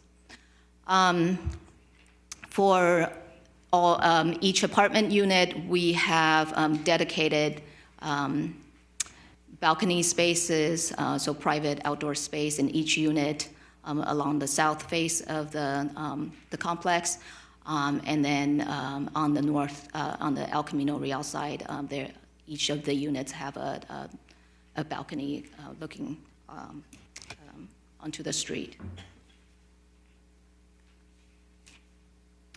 Level 4 residence units are mirrored from the second and third floor configurations. So this actually, as you will see in our elevations, we are using this as an opportunity to break up the facade and introduce more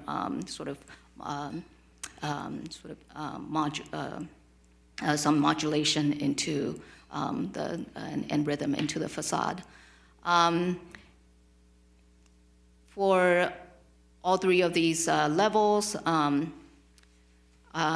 do want to point out that our circulation is to the north, and this is an exterior walkway that connects all the units to all the circulation elements.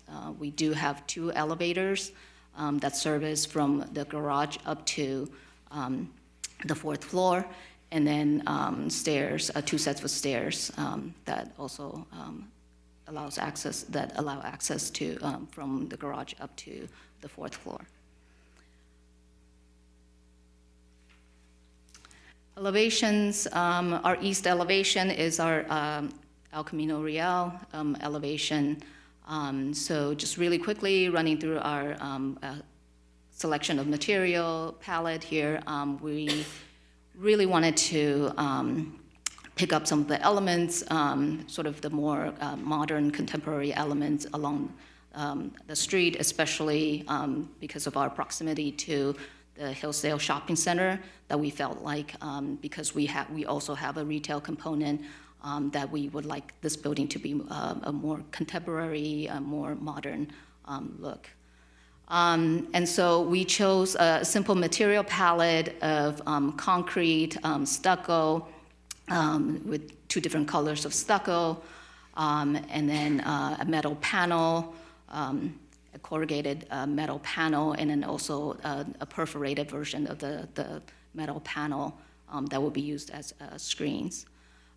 We also introduced wood elements in terms of wood slats along the retail facade, and also wood finishes on the ceilings of the walkway, exterior walkways, and also ceilings of the balconies. On the El Camino Real elevation, there's some, I would like to argue that we do have some step back of our building facade, and you will see that more in our renderings and also in the section. So we wanted to provide we wanted to address the requirement of having a base, a middle, and a top. And in terms of the base, I think it's very clear that it's a different element. It's glassy. It has the details of the wood louvers. And then the middle, to establish the middle, we wanted to use the screen, the perforated metal screen, as an element to suggest a volume at the middle, sort of the second and third levels, whereas the 4th level is completely open. There's no, it's not a covered balcony, and so that face is completely stepped back from the balcony facade. And also in terms of just providing a more sort of detailed, a variety to sort of the material palette of the facade, we introduced an element that's more stucco, that has more stucco with punch openings, and adjacent to a larger element that's cladded in metal. On the El Camino, on the Edison side, we do have the second floor office space, which provides an element that sort of juts out from the rest of the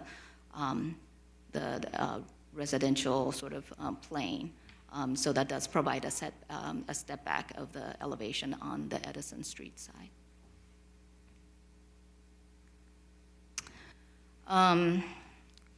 The north elevation, here, as described earlier, we do have our long exterior walkways that connect all the units to our circulation elements.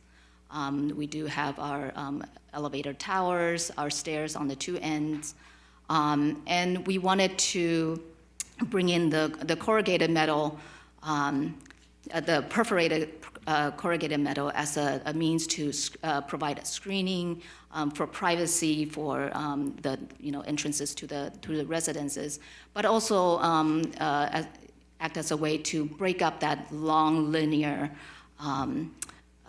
walkway and visually provide some sort of rhythm that sort of breaks up the facade as well. Here you can see what I was trying to describe earlier, that there is a setback of the fourth floor, a step back of the fourth floor, and then the volume of the second and third floor, and then the ground floor retail storefront. On the backside, again, the volume of the office overhang over the loading zone creates a volume that juts out from the rest of the residential sort of plane.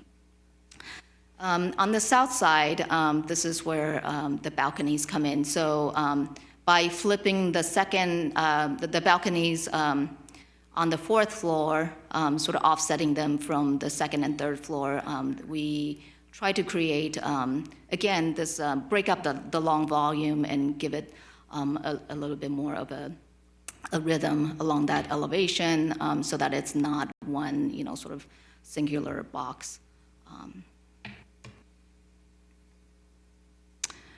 Some sections illustrating some of the stepping back and balcony and walkways. And then finally, some perspectives to give you an idea of how we envision the building will be in its context. This is a view from El Camino Real looking south, and so this is what we were trying to achieve by pushing the building southward. We're able to create more of a visual connection to the retail component that actually extends into the site. Here is a view looking north.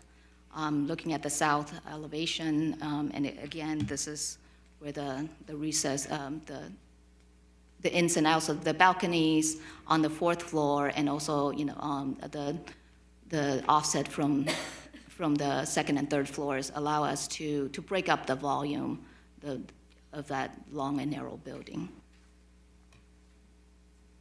And finally, this is a view from Edison Avenue, looking north. So you'll see here our circulation elements, and also our the walkways, and as well as the office space and the terrace above. And that concludes my presentation. I'd be happy to take any questions. Yeah. Thank you, Ms. Chen.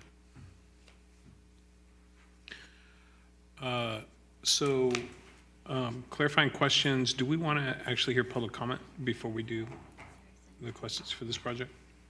Okay. Why don't we go to public comment first? And how many speakers do we have? I have one speaker slip, but I have a feeling it's going to be more than one person. 2 is on the way. The first speaker is Eva Wilson.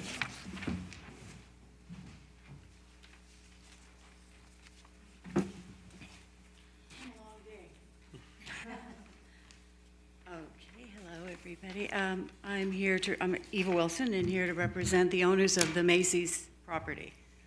TTDY2 LLC. And at this point, our main concern is the underground effects on the water table, any kind of flooding possibilities going on that would affect our property. Kind of like what happened on Delaware with Ross and CVC. And the parking lot is undulating and all that. So for now, that is our main concern. And I'm not sure what type of studies that you would do to ensure that that kind of stuff is not going to happen. So that would be our concern at this point. Thank you. Okay, thank you, Ms. Wilson. Next up is Drew.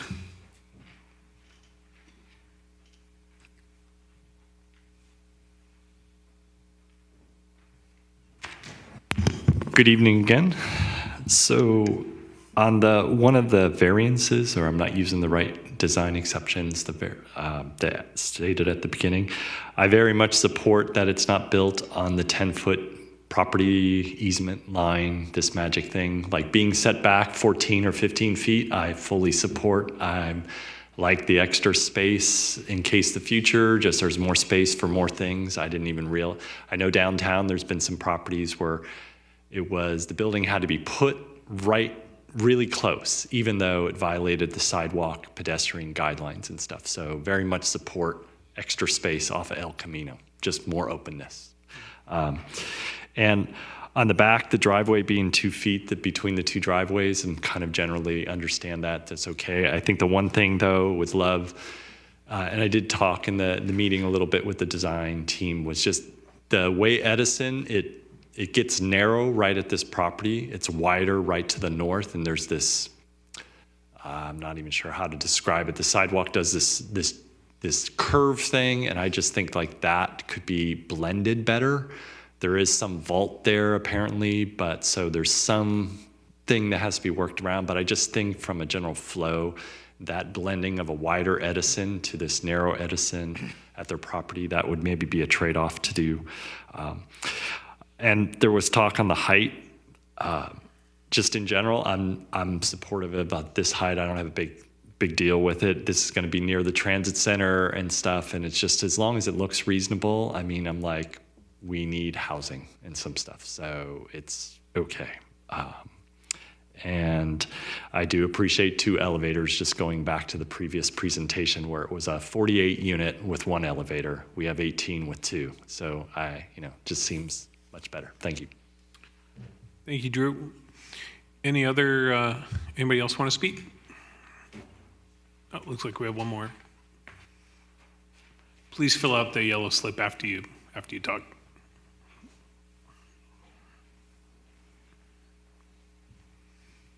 Hi, my name's Stan Conrad. I'm just the dentist at corner of 28th and Edison. And I know there's the other development where on 28th is being built. I'm surprised there's not other residents in the area complaining about the parking, but I think it'd just be great if they had access to the locals to overnight parking in their facility. That would be great, because you're just inadequate parking. I hate towing cars out of my parking lot. So thank you. Thank you, Mr. Connor, or Dr. Connor. And that will conclude our public comment period.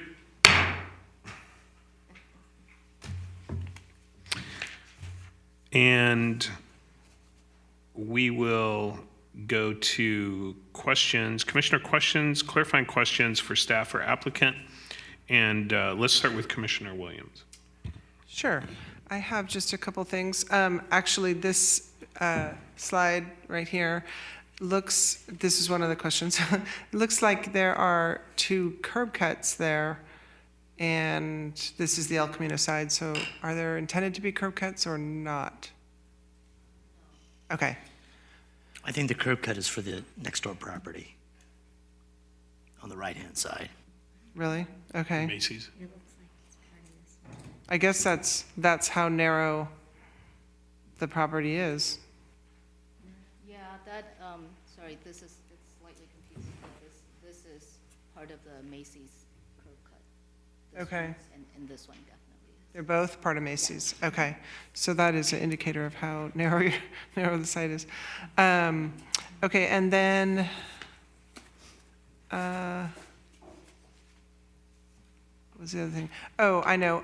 The other question was, what do you intend the stairs to be made of? Like metal? They can't really be open, right? Can they be open risers? No, and they are not, they are not intended to be open risers. Okay. I think this is a little deceiving because that palm tree is screened. Mm-hmm. Yeah. But no, that's not the intent. It's not an open riser. Yeah, okay.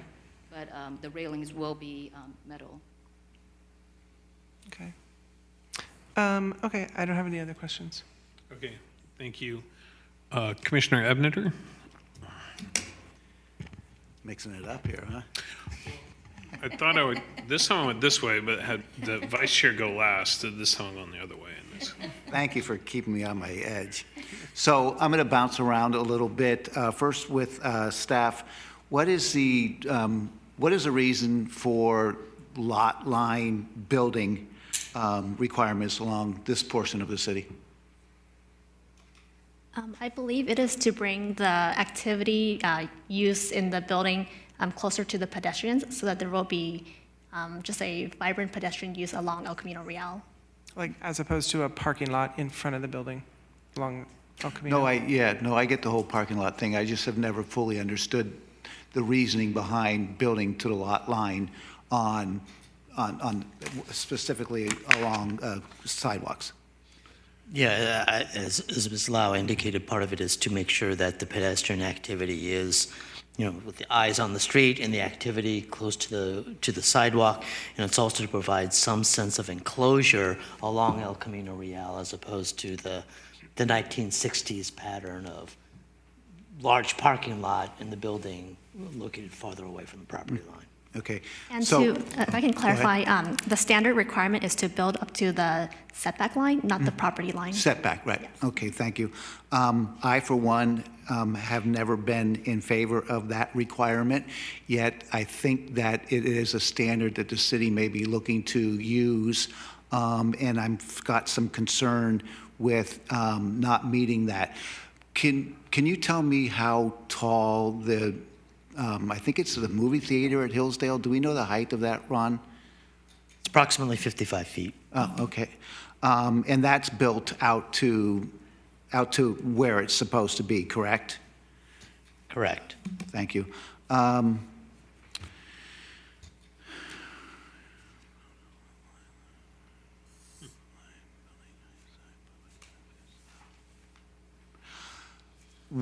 Another concern that I have with not bringing it to the lot line, and I really like the idea of having that retail space being visible from that area, yet will it really, in the long term, stay that fashion? Will that Macy's building not at one point be demolished and something is built to the lot line where it would unfortunately take away from that visual advantage that you will have with this property, the way it is laid out?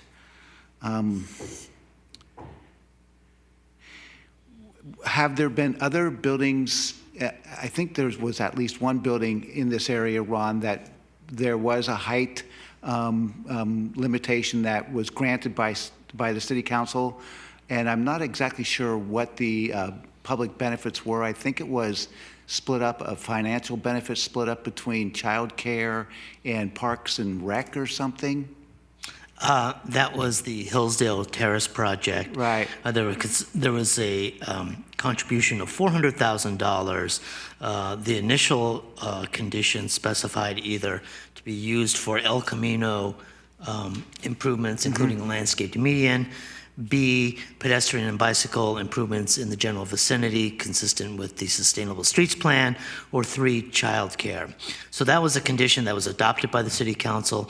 Subsequent to that meeting, there was a separate session the council had to narrow down, okay, which one of the three. And at that time, it was decided that those funds would be used for pedestrian and bicycle improvements in that general neighborhood on that side of El Camino Real, with the thought that that would be the area that would be most impacted by the height going from 40 to 55 feet. So it was appropriate that those funds be designated to enhance the neighborhood generally to the west of the Hillsdale Terrace project.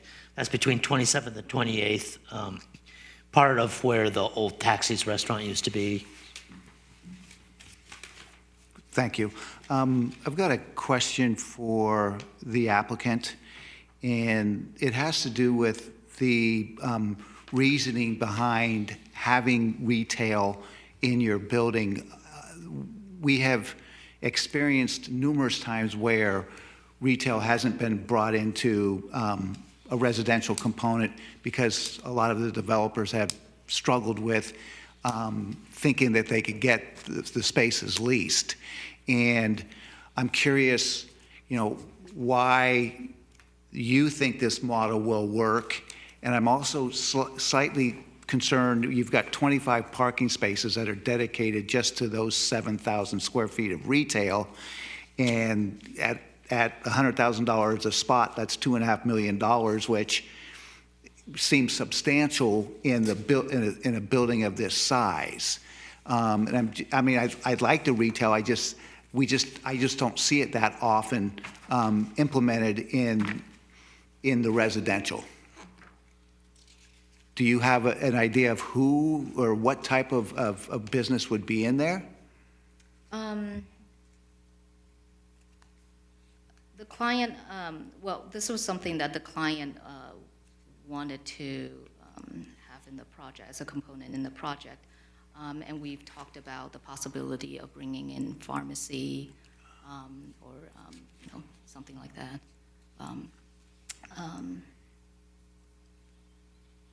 Or an insurance office, something of that nature. Okay, it just seems like it's similar in size to what the Hillsdale Mall may have built, half a block away with their smaller boutique type of operation. So just curious what your thought process was on that. I would also note that this is in the Hillsdale Station area plan area.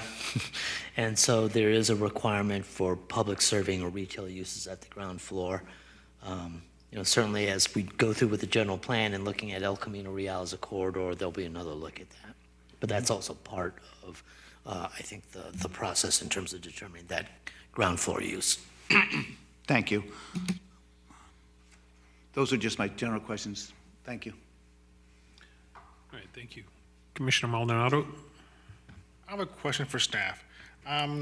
Do we have any pre-applications for any of the properties adjacent to this building in the process? No, we do not at the moment. Okay.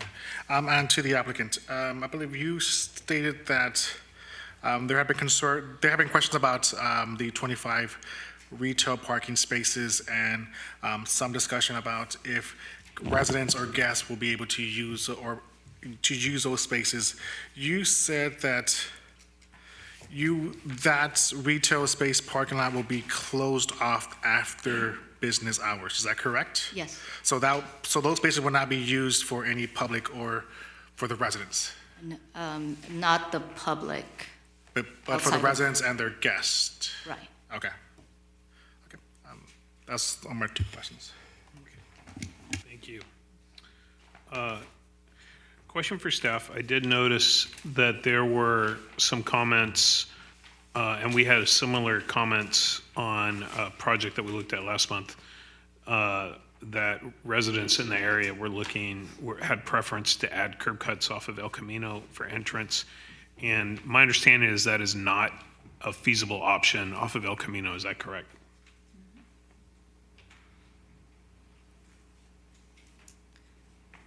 Right, so the municipal code and the circulation element indicate, and the municipal code has a stronger language around this, but the code indicates that curb cuts on arterial ways are prohibited, and that elimination of existing curb cuts on arterial ways like El Camino are recommended when feasible. Okay, thank you. Question for the applicant.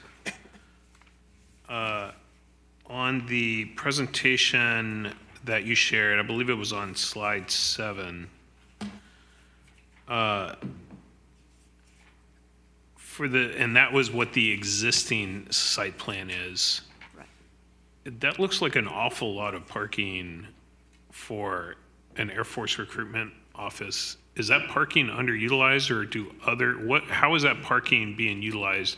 My concern being around, we're going to be doing a development that is going to have a much more demand for parking. Like, is that going to displace current usage of that existing parking lot that's going to impact the area around it? And we've had comments and letters around it as well, the parking in the area. It is a private lot, and so it is not meant to be used by the public at the moment. At the moment, it seems like it is at times fully occupied, and I cannot tell you if there are people from the bank or Macy's coming over, or in the neighborhood coming over to park in the spots, but.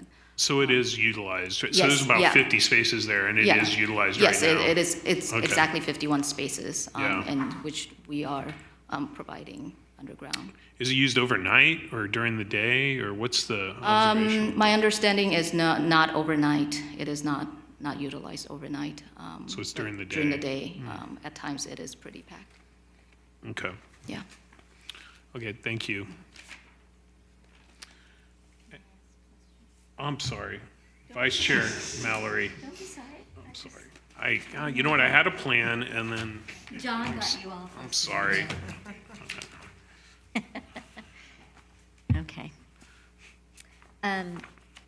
This is just, I don't know why I'm having so much trouble with this. So with drawing A-1.00, it's got the easement of the 6 feet, and then, just so I get it, the passage area, the walkway, is below the 6-foot easement, is that right? Is that right? No, it is part of the 6 foot. It's a part of the 6-foot easement? Yes. Okay, yes. and so how many feet then is the passageway, the walkway that goes along? It's the 6-foot easement, and then how much? I'm just curious. So from the property line to our elevator and stair core is 10 feet. Sorry, let's go back this way. You're talking about the proposed design, right? So this is about 10 feet. So it's 6 foot of easement and 4 feet of other? Right. Okay, and so why do they want the easement? What's under there? Is there something under there? Like cables or something? Yes. Okay. AT&T has Okay. equipment. And so do you cables. have to leave that undeveloped? Yes. So can there be, We can have vegetation, Okay. pavement over the area, but. with the idea that that could be Yes. all dug up if they have to go in there and do something, right? Yes. Okay. It is, yeah, so it is one of the challenges of our site. We have started doing some coordination with AT&T, just to understand So it what just can't what be we can paved. and cannot. Yeah, okay. All right, I was just curious. I couldn't Yeah. figure out what was going on there. Okay, so, hold on. Okay, so, Commissioner Maldonado already asked this, but somehow I'm losing on that too. So, the parking garage that has the retail space, you said it has the gate, and it's not going to be open to the public in off hours. Right. But that parking then is accessible from the residence side? So, and this is part of the logistics of how the complex will be run, that the residents and the retail tenants will have key card access to the parking structure. And the key card access will be activated, off hours. During retail operational hours, we're expecting the gate to be open at all times. And then there is a leasing office that's planned Yes. for in there. So what would be the process then for ensuring that there are available retail parking spaces during the day that aren't filled up permanently by residential cars? Or is that a concern? I think that's something that we will have to work out, as we develop the provisions. Okay. To do that. And I mean, I think we definitely want to make the retail spaces available for overflow parking, because we recognize that, we have 18 two-bedroom units, and there will be Okay. the Okay. possibility of having multiple cars for a two-bedroom unit. Okay, I think those are all my questions for right now. Thank you. Great. Any other questions for clarification? Okay. We'll do final comments for the study session. We'll start again with Commissioner Williams. Okay, I actually just wanted to start out by saying that I like that the landscape architect has designed for the survival of this endangered butterfly species, because I've been reading about how the monarch butterflies are greatly diminished. So that really caught my attention. I just want to say also that I think that it's a good project. It's well, like, the management of the site is really well done for such a long, narrow site with various constraints. It's kind of sophisticated and clean, and the circulation in particular into the units is very clear, and like we talked about, 2 elevators and 2 sets of stairs and sort of one clear circulation corridor that's very kind of equitable for all of the units is nice. A couple other comments. Yeah, I like that there's, we're sort of looking to create this kind of grand boulevard design of El Camino Real and create a kind of pedestrian-friendly El Camino Real. And here is this pedestrian-friendly pathway through to Edison, which I think works well. So there's, we're putting a good face on El Camino Real with this type of design. I'm just going to say a few comments before I touch on these items. I do think that there were some good questions brought up by you about the width, including the easement and that kind of thing, because as you look at it, that is really very narrow, and your landscaping is, to me, a really valuable feature of this site, along with the sort of glassy retail, first floor. But the second floor and everything is overlapping that landscaping so much that, it's just limited to like 10 feet. So I don't know. Hopefully there's, like you said, there's a lot of shade. Some of the landscaping is going to be somewhat covered even. So I'm a little bit concerned about that. It would be nice if there was more than 10 feet for that passageway where there's all that landscaping potential. So the building height. So I guess I feel that it's acceptable to go with this building height. The amenities are just these things we've been talking about: the opportunity for landscaping, the opportunity for a pedestrian pathway through to the other street, for residents through from the site to, and I don't know if that was really the intent or not, but that's kind of what it will, what it has the potential to be, as an amenity for the neighborhood. And the retail has a potential to be an amenity for the neighborhood. It could be a cafe that, coffee shop or something. In terms of whether or not the building height, one of the criteria is the high design quality. I think that it definitely has the potential to meet that requirement as well. I think there's a couple things. It's quite modern and almost borderline industrial in some ways with the corrugated metal and the cast in place concrete. I think that it would benefit from a little bit more use of wood in some places. It's sparingly used now, which gives it some punch, but I think a little bit more wood would provide warmth. The landscape certainly softens it as well. So I think it's, I guess the other item about the design in terms of high quality design is when I look at the elevation on the south side, the windows appear to be rather small. I mean, it's probably just in scale of the whole building, but there's not a lot of windows that are really looking out of the units to the south. They're most of the visual access is to the balconies with, wider sliding door elements or whatever the door elements are out to the balconies. I would consider providing a little larger windows. It's a big element of that side of the building, which may not, be that visible to very many people, but I think that it would benefit from bigger windows on that elevations. Will the proposed building height be visually compatible? And I guess that's what we were just talking about.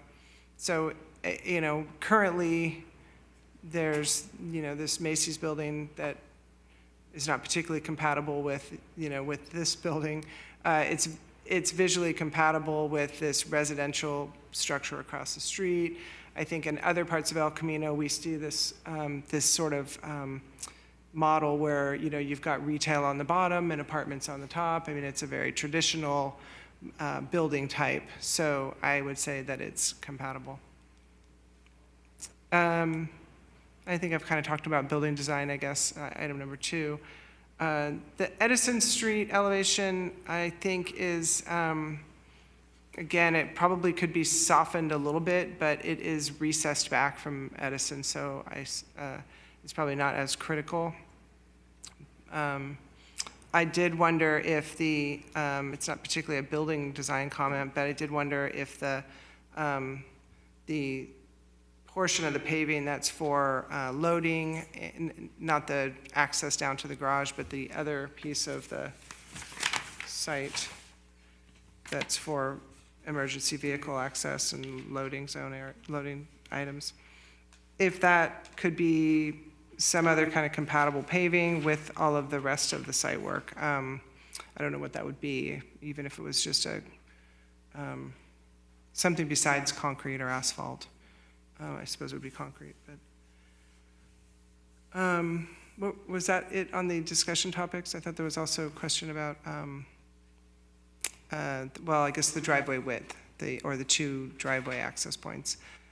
I think it's acceptable to go with the 2, the less than 20 foot between the driveways is acceptable because there's really no choice in this site, very little choice. And so long as we've, kind of grouped them together and taken it off of El Camino Real, I think it's acceptable.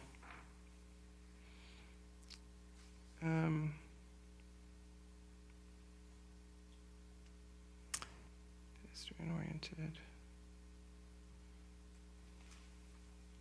I think that covers all my comments. Let me just double check my notes here. That covers all my comments. Okay, thank you. Commissioner Ebner, final comment. Through the chair. I have one question on sheet A0.01, and it concerns the vicinity map.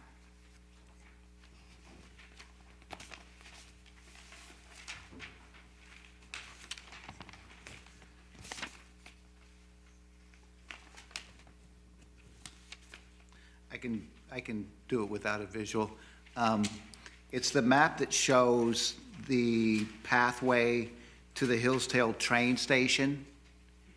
And I don't know, Ron, if the train station's moving, or I know it's moving, but is this where it's moving to?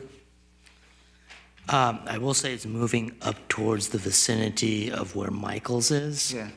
But to judge through my eyes, I'm having a hard Okay. time. So reading the that, train's but that- probably going to be closer to the project. Yes, than I it mean, is just now. looking at this, I think it might be at the former location instead of the new location. So, Okay. yeah. Good.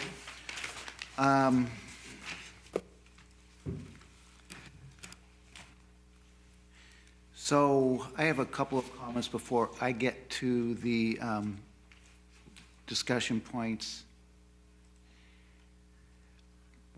What I've seen used a couple of times in the past where it looks like the building won't get a lot of natural light is sometimes some of the developers have used the light tunnels to get some natural light, at least into the upper floor units. I don't know if it's feasible to get light, natural light down into the first and second floors. But I think natural light is important, and I'm not sure how much you're gonna get, especially with that big screening in the front of the walkway into all the private or houses or units. It's just gonna be filtered through, and I think it might lead to a kind of a dark environment. So that was just one comment. If you could please show A301, if we can get both the north and south elevations on the screen.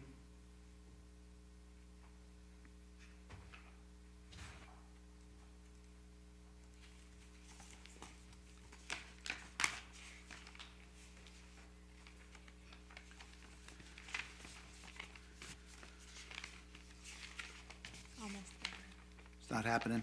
Okay.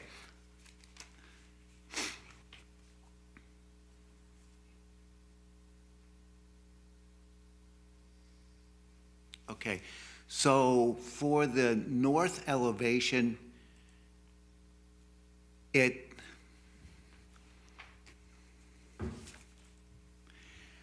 first of all, I like the materials, I like the building, I think it's very attractive.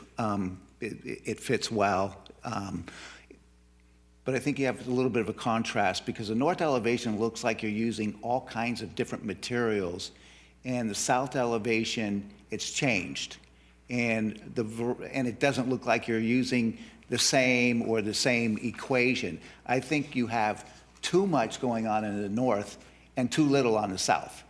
That's just my personal opinion. You guys are the architects. You can design what you think is right, but I think you need to fine-tune both of those elevations to a certain degree. I was concerned with the screening in front of all of those walkways and what that material is. If it's letting light through, if it's acoustical or not. I don't know if it's an acoustical material, but I think that's a really important element of this project because you need some light in those long hallways, and you've got to have some good air. So you should have some good air circulation also. Maybe you've already addressed that. I don't know.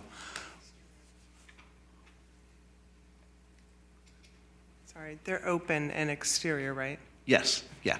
So on the south elevation, lower left, where I think that's the office space, it just looks kind of boxy to me. I don't know if you can do something there to make it a little bit more friendly. It just kind of sticks there. Not sure what you could do, but I think there could be some options to make it look a little bit more it doesn't look like it's part of the building to me. It looks like it's just kind of hanging out there. If we could look at the Edison Street and the El Camino Street elevations at the same time also, please. So I think there's another perspective of the El Camino office, or the El Camino site, which looks wonderful. I think it was the first sheet that you showed, and it just presents very, very well. And I think the Edison Street is an attractive facade also, but I don't think it is equal to the El Camino. And part of my concern there is that all of the residents are going to enter on the Edison Street side, driving home, and I would want that to look as good as you have in the front. And you did call that the backside of the building. So I think the backside should have at least the same warm presentation as the front if you can, somehow to make it a little bit warmer and a little bit more welcoming for people as they're coming and going from their residence.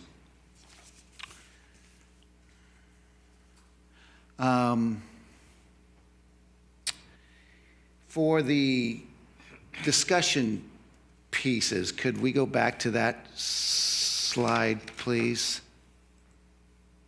Okay, building heights. I have absolutely no problem with the building heights. I think they'll match with the surrounding areas.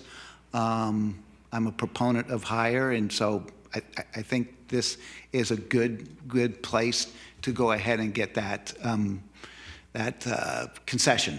It will depend on what type of public benefit the city council will agree to, but I think it is important to get that height in this location. What I thought about possibly, and I don't know if this is an option, is a public benefit to me would be adding an additional very low cost unit. Now, I don't know if that would fall in the definition of a public benefit, but to me it would fit into the definition. It may be a stretch. I like the design, and I like the materials. I think they're very nice. A little bit more wood would soften it some, I agree. The landscape looks fantastic.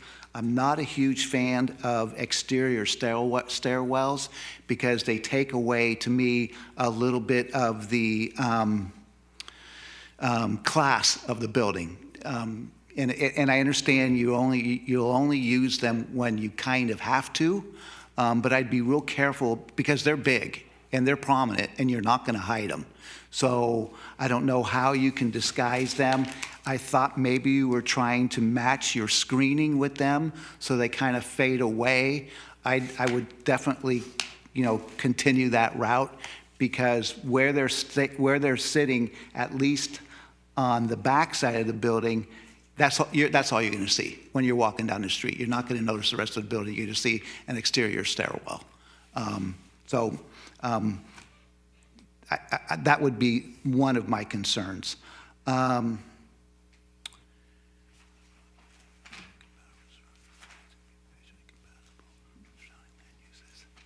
Well, I think the building heights will be compatible with the surrounding building heights.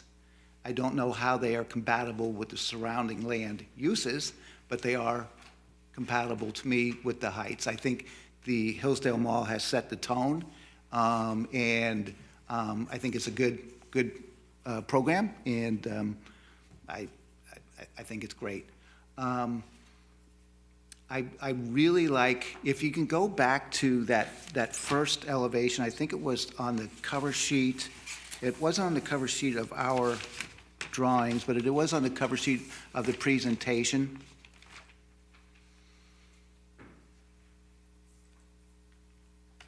I think it's sheet 1. So that to me looks fantastic. I like it a lot. And I want to see if we can get that to wrap around the south and the west a little bit more. The lighting, everything about it works. It's a good design. I think that we get the public benefit right. This project has a lot of promise to me. Thank you. Thank you. Commissioner Maldonado. I want to congratulate the applicant because this is a very narrow strip of land, and you were able to use all of the land very architecturally perfect. I like the use of glass in the retail location for a lot of natural light. I do agree that having the setback or the easement a little bit to 14 feet does provide some benefit to the pedestrian walkway. I do concur with my other commissioners that the building itself, I like the modern design of the building. It tends to blend in a lot with some of the materials that were used at the Hillsdale Mall. I agree that it does meet a lot of the expectations on the height requirements. I like the use of your landscaping plan because you are using a lot of different types of vegetation throughout the walkway and to the rear, and also incorporating a lot of seating areas as well. In addition to, I believe in your rendering, you have several bike parking in the, as you call it, in the rear of the actual building. What were the other? The high design, so as I previously said, I do like the design itself. I believe it fits well with all the other residential units height-wise that are there on the other side of El Camino as well. As per item C, without knowing what the Bank of America and the other surrounding buildings are going to be, if any other construction will be on the surrounding buildings, as it fits now, it does suit well with all the other designs down El Camino.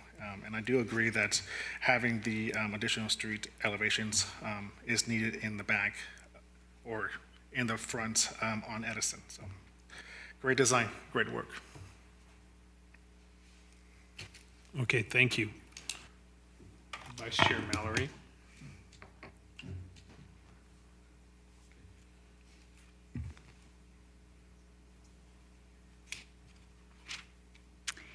So I'll talk about height first. I think the height of this building works well in that space. And the 55 feet of the mall, as one of my fellow commissioners says, sets the tone for what's going to be happening during the redevelopment of that portion of El Camino. So I do think that the height of the building is a positive thing for that space. I do have a question just for you to think about, which is the amenities and the public improvements that come along with this building. To consider, yes, we have the walkway, and that's going to be a very positive thing leading from the neighborhood out to El Camino. And I assume that it's open to the public to walk back and forth. But also, I encourage you to think about some other public benefits that could be offered by the owners of the property to the city. For me personally, I feel that the corrugated metal is a little too industrial for the building that's a residential building.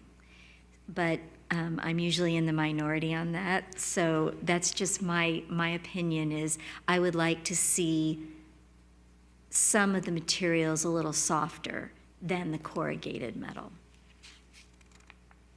And then also I agree with John's idea that coming home for the residents along Edison would be nice to have a more welcoming view of the building. And other than what's already been said, that was really all I had in addition. So thank you very much. Okay, thank you, Ms. Lau, Ms. Chen, thank you again. I thought this, just like our first one, a really polished, complete presentation, a lot of good information in there, and a lot of different elevations and views, so thank you for that. Really helps this study session.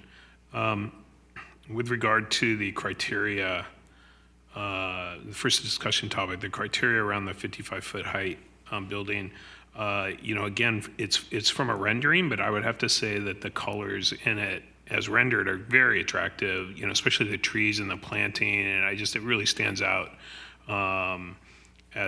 to, what I would consider a very high design standard. I would say the same thing about the building design and the, elevation. I liked Commissioner Williams' comment about perhaps adding some more wood. I believe it was Commissioner Williams who made that comment. And I also would agree with Commissioner Ebneter's observation that perhaps the south elevation could use some more up-leveling to be somewhat more consistent with the other elevation.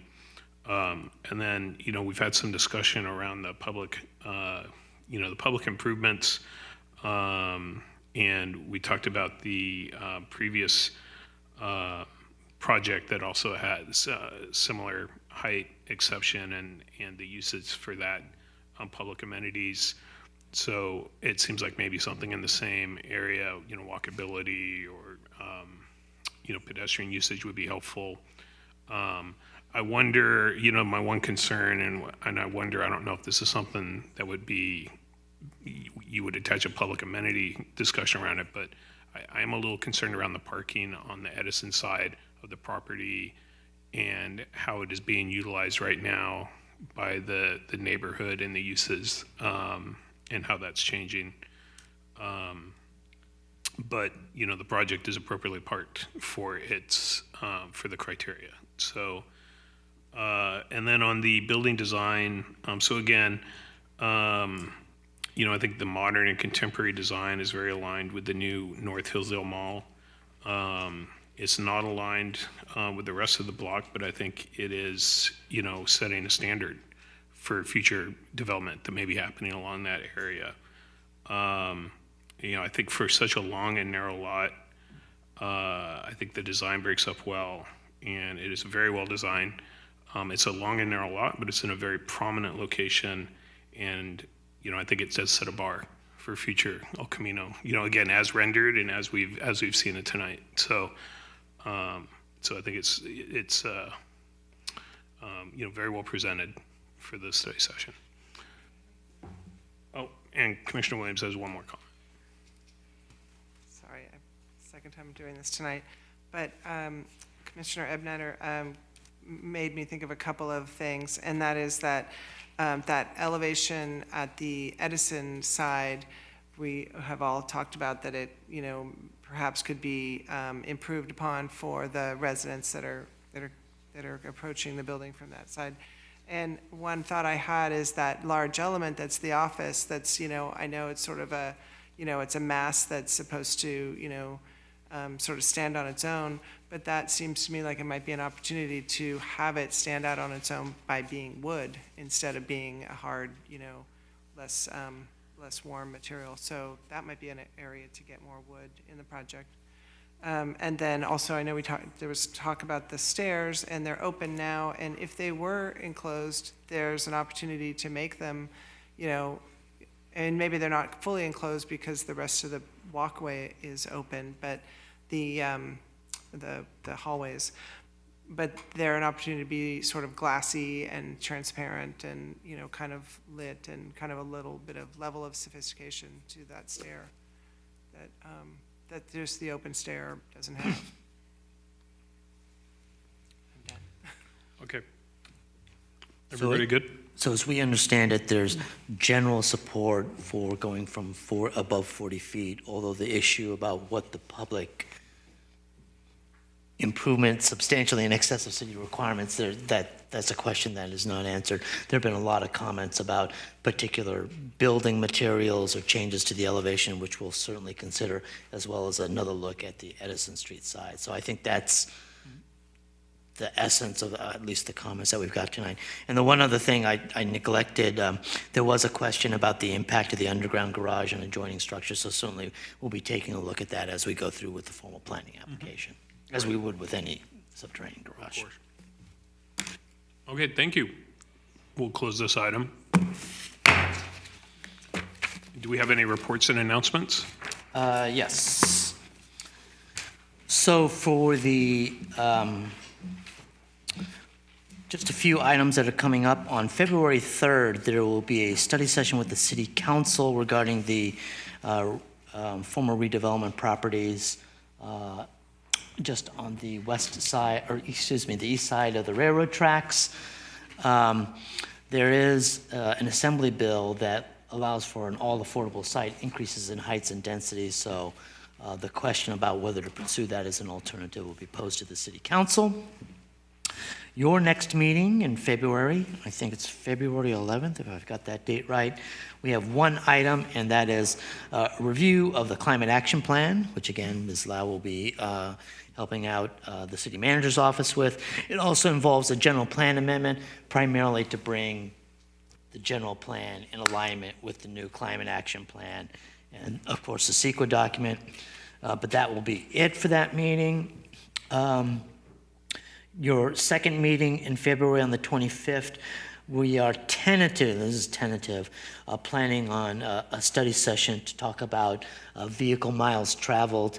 As the commission may be aware, SB 743 a number of years ago mandated the move to VMT as a metric for CEQA purposes as opposed to level of service.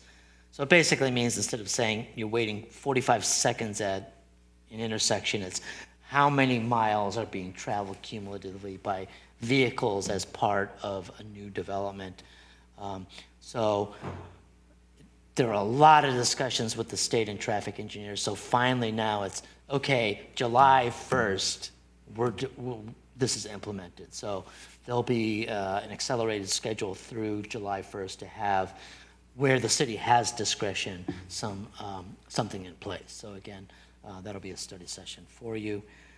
And I would note in March and April, that's when we're really going to start. If you go to the strivesanmateo.org site, there's going to be a lot more workshops and events related to honing in on the alternatives that will be examined as part of the general plan process. Finally, I'd say that I think you've gotten confirmation from Mary Way in terms of attendance and booking for the League Planning Commissioners Academy? Yes. Okay. Unless I haven't checked. Maybe I haven't checked. Okay, if you haven't, I'm going to be out for a few days, but send an email to Mary because we just want to make sure. I know that Commissioner Etheridge can't make it. Everyone else, we got your registrations and lodging, so just make sure everything is copacetic with that. The one thing that I do recall, though, in the past is because we put it on a city credit card, they may say, okay, where's your ID? You're not Ron Munikawa, so you may need to put it on your card and then get reimbursed. But I don't know that changes from event to event, hotel to hotel. And that concludes the announcements. Thanks for getting on the record that I'm the only one not going. I appreciate it. Yeah, I just wanted to make sure that you were planning on going and somehow we didn't. I mean, that's always my concern, is making sure that with people's different arrival times and times that everything, so that's why everybody checked to make sure we got it right. Did anybody else have any reports or announcements to share? No? Okay. Thank you, everybody. Meeting adjourned.